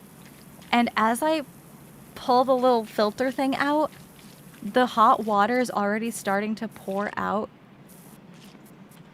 And it got all over my arm. Oh, I got burnt pretty bad. It was a pretty bad burn. It didn't like scar or anything from it, but damn. It was not pleasant.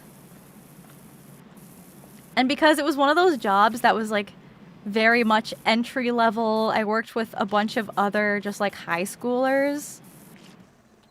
I had to tough it out for the entire day. Yeah. It was like one of those one of those jobs.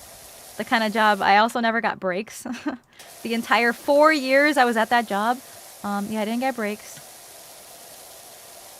For my entire 8-hour shift, if not more. If I had to work the night shift, it was often more because I also was in charge of like doing inventory and like making sure numbers matched up at the end of the night. And so after we cleaned the building and like all the food stuff, then we'd have to do the register totals. And if the register totals were off, guess who would have to stay until it was not off and we figured it out? Yeah, it was awful. It was not a pleasant time. I felt so free when I left that job. Yeah, it is illegal, but you know, paid overtime. Nope. But I was just a kid. Just a wee babby.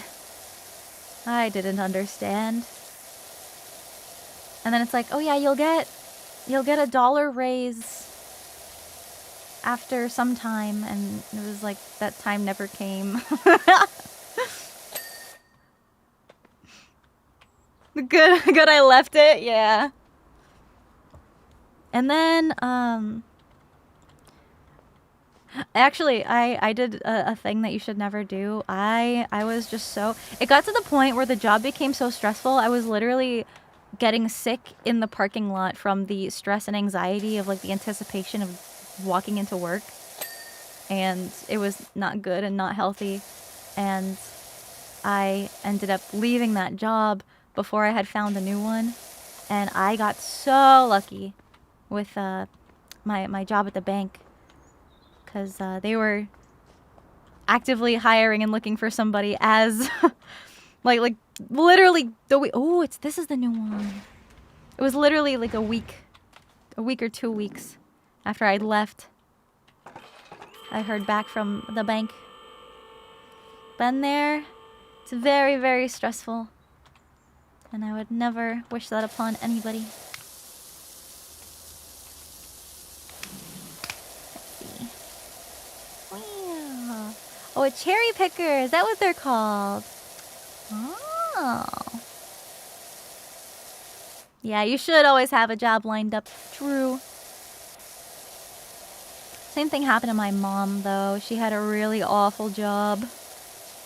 It was like a really toxic customer service-y kind of job where she'd have to answer the phones all day. And it was a similar situation where it's like, you know, you dread going to work and the anxiety and panic attacks and crying at work. Yeah. Yeah. But she got lucky. She got lucky. She's still at her current job after leaving that one. And she enjoys it so much more. We are going to give you a raise after this much time because we don't expect you to stay with us for that long. Yeah, right? Or it's like if minimum wage happens to go up, it's just like, oh, yep, there's the raise. Wow, thanks. Thanks for paying me what you were legally obligated to pay me. Big yikes. But you know, it's all a learning experience. Yep. 10 cents, yippee! Oh my goodness, I will never forget my first actual raise. It was at the bank. I think it had been about a year. And my manager calls me into the office. and she was like, you know, I wanna let you know that the higher ups have decided to give out raises to some of the staff, and you were one of the employees picked. And I want to make it clear that not everybody was able to get this opportunity. So, you should be really proud. And I was like, wow, a raise. This is awesome. And then I go to check my next paycheck because I didn't want to like ask my manager like how much more money am I going to be making. It's just weird. I was just like very appreciative and I thanked her and stuff. It was literally 17 cents. No, not everybody can get this. She was hyping it up like crazy.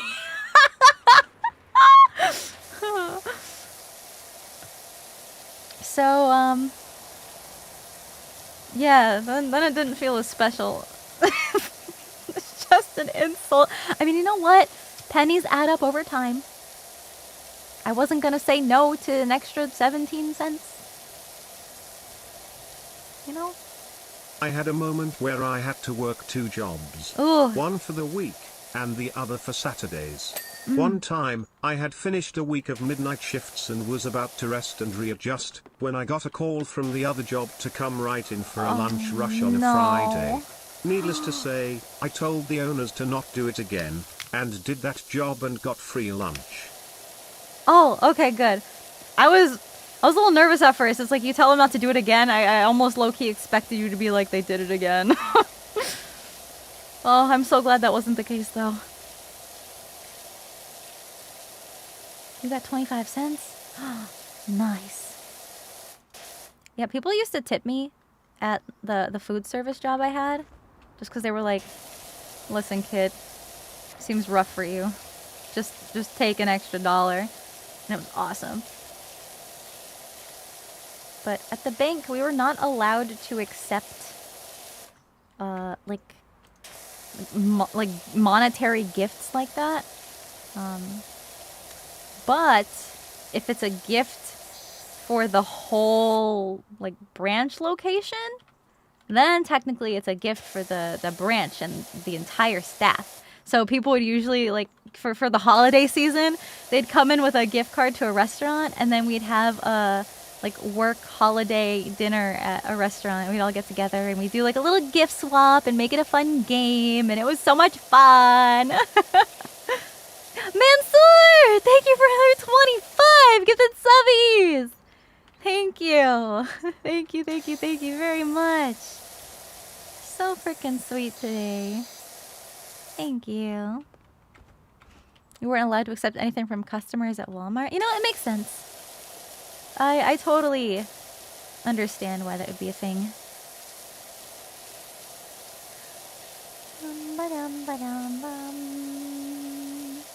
That's also why I try to be a good tipper.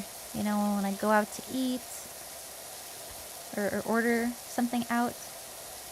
It's like, sure, you order online. Technically, there's nobody serving you for the tip, but it's just like, these people get paid 17 cents.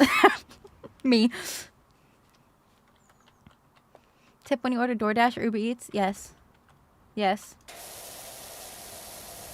Also because I know someone who didn't tip. This is so awful.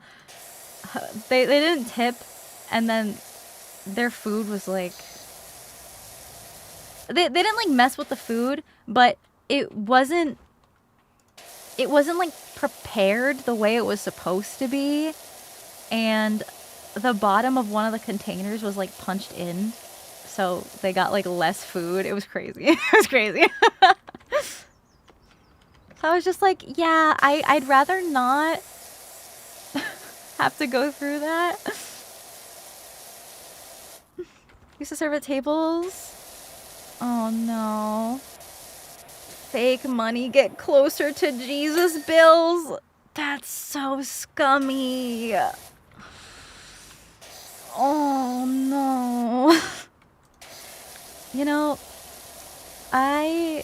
I've worked food service, but it wasn't like like a waitressing kind of thing. It was a weird kind of job I had. It was mostly just making the food, I guess. But even though I've never had that kind of experience, you know, waiting tables and stuff, I can still understand what that kind of job is like and how awful it can be sometimes. So it's just so much easier to treat those workers and staff with kindness, because it's like they probably have an awful day and the small ounce of kindness you show them is gonna change their whole day. So it's like, I know when I was not having a great day and someone would just be like really patient and kind and understanding, and it's just, you're so thankful for that one person. That's why I just, you know, have so much patience. Because, you know, sometimes I'll go out to eat and someone will make a comment like, oh, you know, it's taking a while to get the food, or it's taking a while for someone to come over and take our order. But it's like, you look around and there's so many people here. Or you look around and you see that there's so little staff. You know, they're doing their best. They're trying, okay? That's all they can do. Sure, I'm sure some people slack off, but it's not an easy job. I mean, fundamentally, sure, but the kind of toll it takes, not easy. That's why I try to be extra good with my tips, because it's like, if I have the ability to make someone else's day that much better or that much easier, then literally, why wouldn't you? Randy, thank you for the super. Thank you. Someone who works as manager in a kitchen means world when customers show appreciation. It is a lot of work, and it goes overlooked.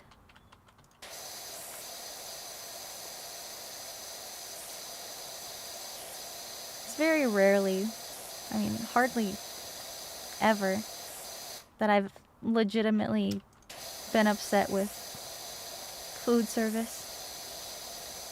You just never know what kind of day somebody's having or what they've been through. What books do I read? I don't read. Nah, sorry. I'm not the person to go to for a book recommendation. Okay, awesome. Thank you for the gift stub. Thank you. I don't know, I just think you know, throughout school, you're forced to read so many books. And it's like, if you're made to do something that you're just not interested in, it makes you less I typically work likely to do night/evenings shifts, and we used to close at 1030 at night, and my boss for some reason 1030. scheduled me for 7 in the morning the next day, and I was so damn tired the next day, and me being me, I went up to my boss and said, yeah, never do this again. Wow. Never mess with food and never mess the people making the food. True! Them some good words to live by. Yeah, when I was working food service, so the shift would end at 10, but sometimes I wouldn't get home till 1 in the morning because of that whole register stuff and cleaning, and just really depends on how much work there is after closing. And sometimes I'd be scheduled to come in at like 8. I think it was 8 was the earliest shift. It's just like, man, I was just here mere hours ago. But you know, we make do, we get through. You power wash for a living? Is it as satisfying as it is in game?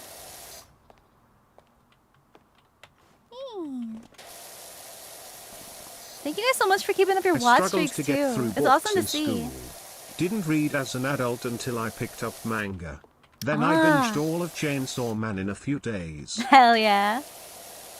Picture books just built different. When I worked in food service, I've had someone try and tip me a counterfeit $100 bill. Oh. Gave it to my manager and they had to contact the authorities. Yeah.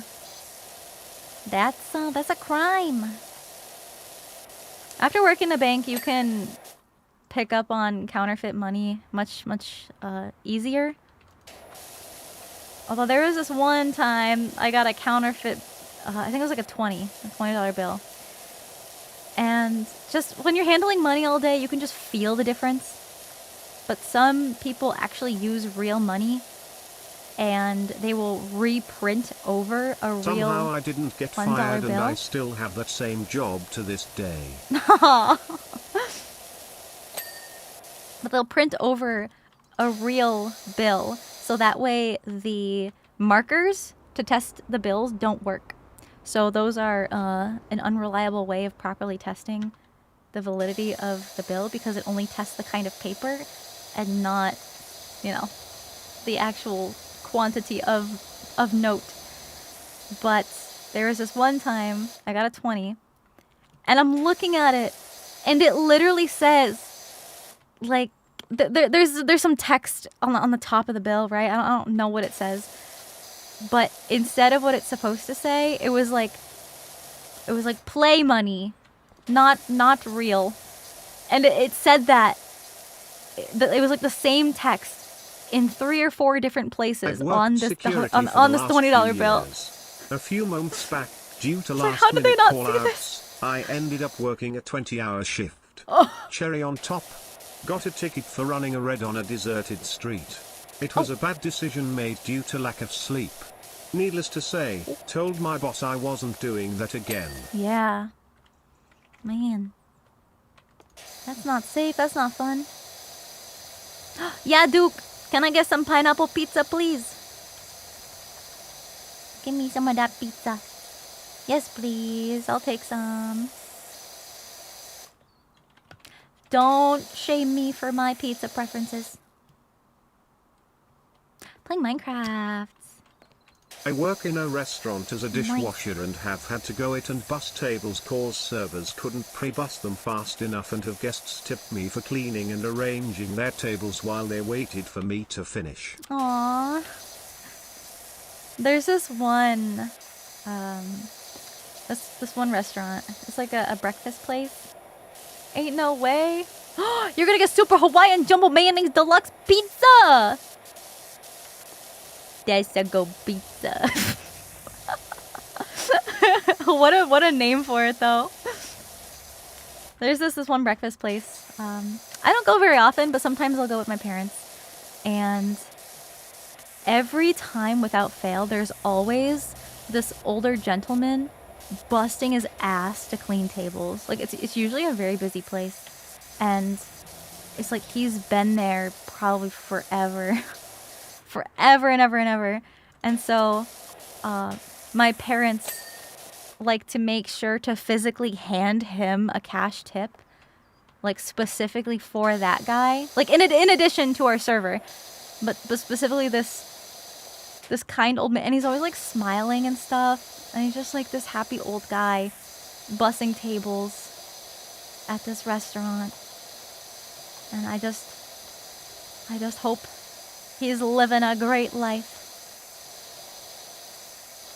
Papa Wolf also likes to, usually when we go out to eat, it's typically breakfast because, let's be real, old people usually go out to breakfast more often than any other meal, especially on the weekends. But every time, without fail, if my dad sees, like, you know, it's usually like the older gentlemen that wear the veteran hats. Anytime he sees a guy sitting at a table at a restaurant who's a veteran, he will call the waiter over and ask to pay for their table. It's so sweet. And it's like sometimes it'll be like sometimes they'll arrive after we get there, because he doesn't need to know, like he doesn't need them to know. He doesn't need the like thank you. Sometimes he'll pay, and then like their food hasn't even arrived yet, and it's time for us to get up and leave. And so it's like they don't even know yet. They it. And it's probably gonna make their whole morning, and that's just like, you know, it's like the good feels, the feel goods. Giga Chad Papa Wolf, yeah. There has been some occasion where they've gone up to him to thank him and stuff. He's just nice. More kindness in the world. Viper, thank you for the prime. Welcome. Thank you.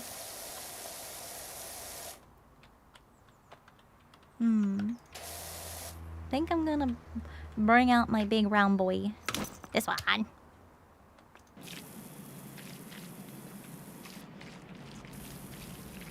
don't like the sounds, but that's okay. That's okay. You wanna shake Papa Wolf's hand? Got them big wolf hands. I don't think that's wrong. I think it's valid to respect your elders. Got too comfy, almost fell asleep. It's a sleepy Sunday, that's fine. This is intended to be more of a chill, relaxing kind of day anyway. Sometimes, you know, comfy morning streams can still have energy, but today, it's been a sleepy morning. You know, we'll sleep in, we'll get our pajamas, curl up on the couch with a fluffy blanket, watch some cool stuff.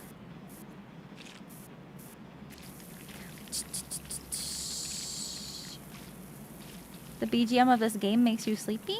Actually, on Twitch, the BGM is just a lo-fi Spotify playlist.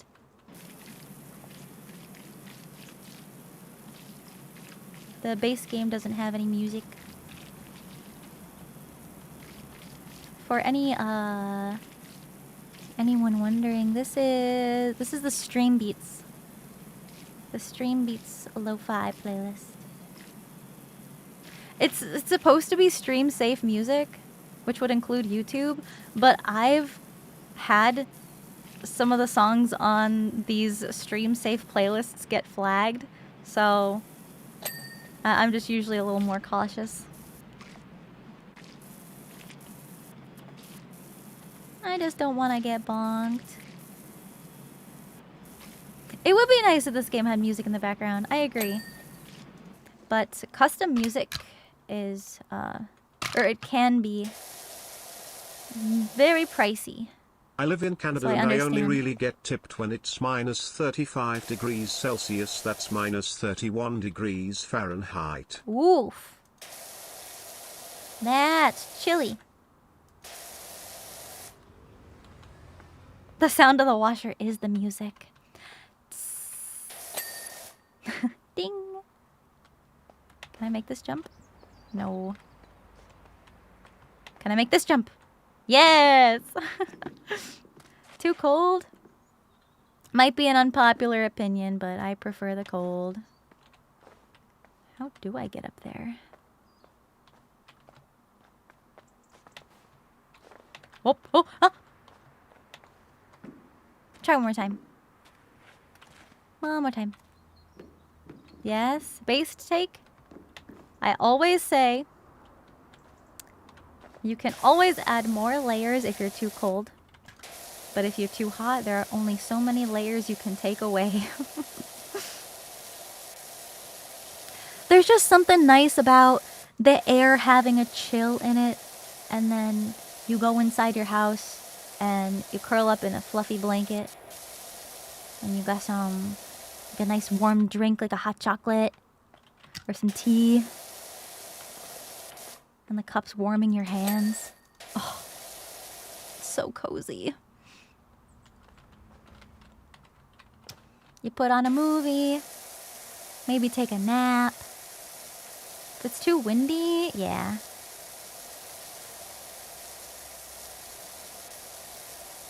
It's funny because this is such a long hair haver problem, but I hate the wind because so my hair is long and it covers my ears, right? I just want to say But that I've then- been enjoying the early Sunday morning streams. Oh, thank I've you. been sipping a cup of iced coffee while de-rusting my art as I listen to your voice. I'm hoping to be able to share what I'm drawing soon. Nice. I Love the hope so comfy, too. cozy vibes. Thank you Cinder, so much. 6 hearts, Cinder, Thank 6 you, hearts. Kira. Thank you for all the bits. I really appreciate it. That's so sweet. And you are more than welcome to post your art in One the day Discord my ass server. is gonna get in trouble for telling every teller that checks my bills looks pretty good, huh? It's fresh out of the basement. Oh my god. I love the cold, but I live in Florida. So we only get winter for a month if that. Rest of the year it's over 90. Oh, no thank you. You know, I don't mind visiting, but not permanently. But yeah, when the wind picks up, because I have long hair, my ears are warm, right? Because of the hair. But then when the wind blows my hair back, and all of a sudden, the cold wind hits my ears. Ugh. That's an awful feeling. This is funny. Hey. Just like if you've got short hair, you know, your ears are already exposed to the cold. But mine ain't.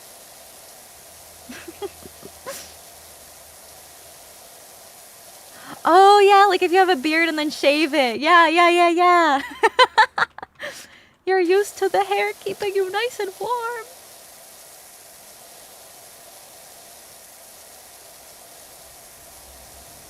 Play Fortnite with chat? No. No. Sorry, maybe Mario Kart. That's more my jam. What about ear warmers? I usually don't need to wear ear warmers because I got my hair for that.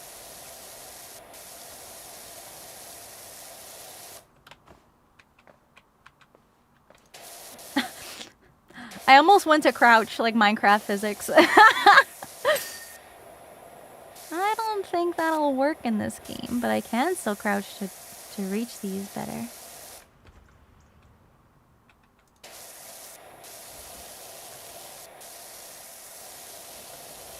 Ooh.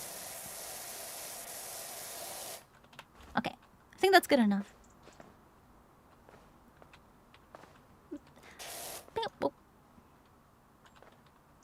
See if I can do this. Running start? Oh, I messed it up. Okay. Hovering midair, you know, video game physics. What can you do? Don't like FPS games? No, I don't mind them. I'm just not a very, I don't know. I think it's just the battle royale kind of vibe isn't for me. I like FPS games like Metal Hellsinger. Like that kind of vibe is what I like.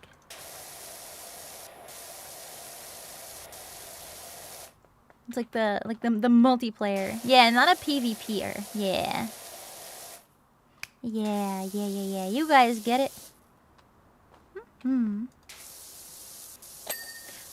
bum. As a Floridian who went to Japan earlier this winter to see the snowy landscapes, my bus to my next stop got cancelled because of snow and I had to find a hotel on short notice. Uh-oh. Never again going in the winter. Oops. Yeah, that'll happen. It's always so fun to me seeing news articles about different states that get snow sometimes that usually don't get snow, and it's like they get a little dusting and everything's closed. What do? Cold white stuff on ground. Help. It's so funny. Like I don't know. I usually don't see too much snow, but it varies from year to year, you know? Sometimes it's a lot, sometimes it's nothing. How drive? Yeah. You know, if you're not used to it, You're not really sure how to. As a Texan used how to to handle it. 60-degree winters, y'all can keep that single-digit wind shear to yourselves. Yeah, single digit. That's crazy. In Fahrenheit? I don't know what the Celsius calculations are. But no, thank you. People don't know what Canada can be. I can't even imagine. It's gotta be so chilly.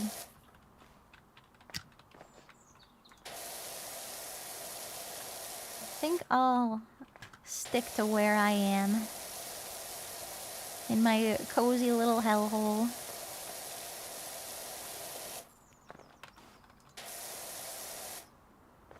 Haven't been enjoying it FPS PvP lately? Aw. I'm sorry to hear that. Maybe there'll be another game that comes along that you'll enjoy more. Gets dark super fast? Yeah. It feels like... I don't know, the days are less productive because it feels like the day's over by, you know, the afternoon. I don't mind it. Things just feel more peaceful at night.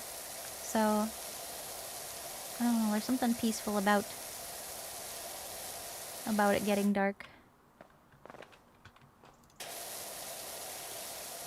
Could just be me. When it's 3 a.m. and literally nobody's out and about, and it's just all quiet.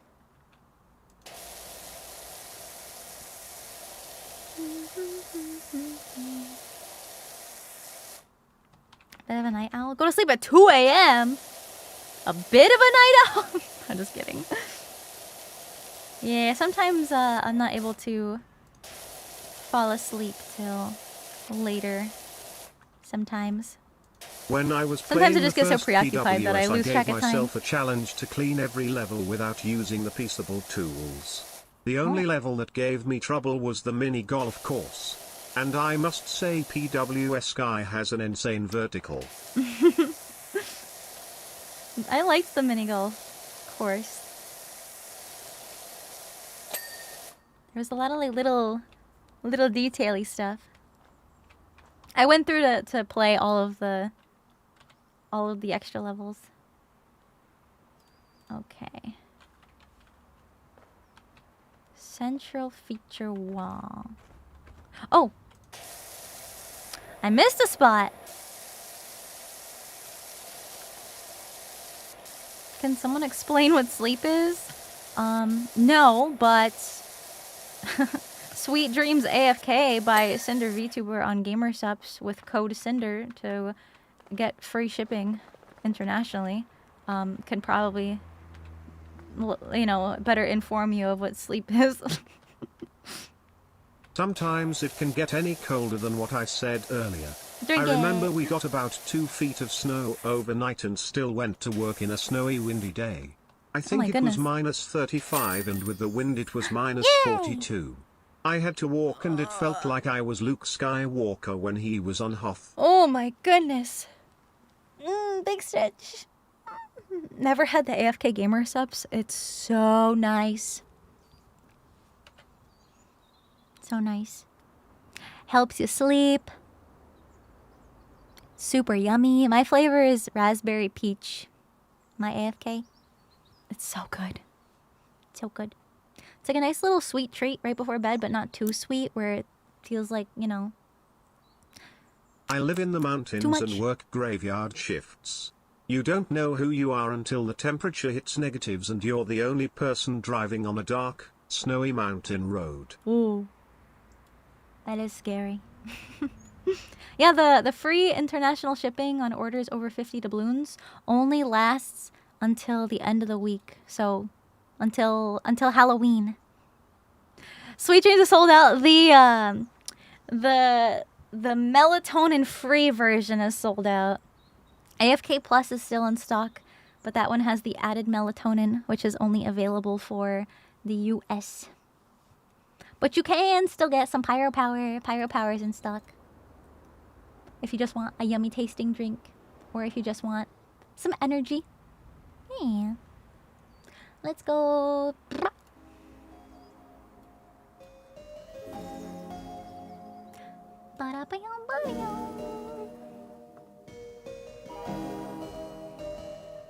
No AFK for Europe. Well, it's just out of stock right now for Europe. Pyro Power is pomegranate tea flavor. It's so light and refreshing and delicious and yummy. It's so good. It's so good. Pyro Pups can vouch. Yep. Yep. Hold on, let me let me reset my alerts. They're playing all the subs from earlier when I was playing the game. Pyro Pie is your favorite flavor. Wow. I'm glad you enjoy it so much. Pomegranate's native where you live, but you've never had it? It's my favorite fruit. I think you're just a horny little boy. Wait! Not usually a big pomegranate or tea guy, but Pyro Power is so good! Wow! Yeah, there's more than just tea flavors. Another one of my personal favorites are their lemonade and their strawberry lemonade. Oh, so good! It's like the best lemonade-y lemonade I've ever had. It's so good. Oh, you got to take a nap? Nice. Nice. I'm glad you are going to be well rested. Ordered some more. Nice. Thank you. Thank you. Does caffeine affect the taste? No. It just affects your energy levels. No, I don't only read Twitch chat. No. What are you talking about?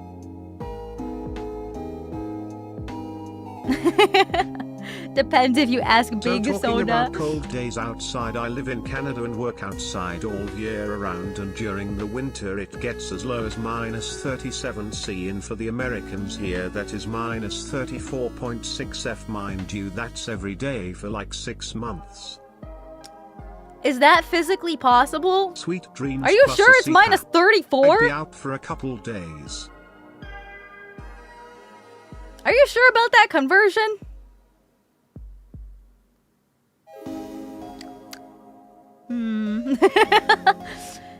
That seems a little crazy.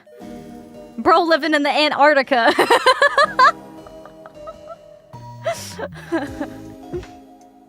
See you next stream. Thank you. Thanks for hanging out. Negative degree. Places in northern Canada that can get down to -70. Really do be living in hard mode. Yes, Wow. I'm sure, Cinder, it's very cold. Wow. Wow. That's wacky. You don't need a freezer. What the heck? Just put stuff outside. Show up at the end? Yeah. Sorry. I do want to let you guys know that I will be posting the schedule for next week very soon. I already have it all figured out because there's some awesome stuff that I'm really excited to play, especially for spooky season because it's Halloween. Halloween week. Oh, Mansoor! What the hell, dude? Thank you for the 50 gift subs. Thank you so much. Thank you. What the hecky? You've been so freaking sweet to me. I really appreciate that. Thank you. Thank you for being a goat. But yeah, make sure to join my Discord server. Command Discord and Twitch chat. And on YouTube, it's in my description. The link is there for you guys to come on over and hang out. That's where I'm going to be posting my schedule. Have a great rest of your Sunday. Thank you. Hope you guys also enjoy the rest of your weekend. This is probably going to be a normal occurrence. Early morning, comfy Sunday morning streams. They're not all going to be like low energy stuff. Don't worry. I'm still going to have some fun stuff for you guys during the mornings. Don't worry. But yeah, I will have the schedule up as soon as I can. I might tweak it a little bit. We'll see. I'm gonna take the next couple days off. No stream tomorrow. No, so I'm taking a bit of a break. Looking forward for the stream schedules. Thank you. Hopefully, I'll be able to catch them as this coming week is my last 8-hour shift week before transitioning to the 12-hour shift schedule starting November 2nd. Oof. Big oof. And Cinder, thanks for the cozy stream. I was listening to stream at work. It was nice. Aw, thank you so much for hanging out and lurking. Don't feel bad for being late or not being able to make it. I'm just glad you guys are able to hang out and have a good time. I think I'm gonna take a nap. That sounds good. Lunch first though. Lunch at 2:30 in the afternoon. That's fine though. Yeah. But you guys enjoy the rest of your weekend. I hope it's a good one. And I'm super excited for Spooky Week next week. I hope to see you guys there. We're gonna have a lot of fun again. Bye, everybody. Mwah!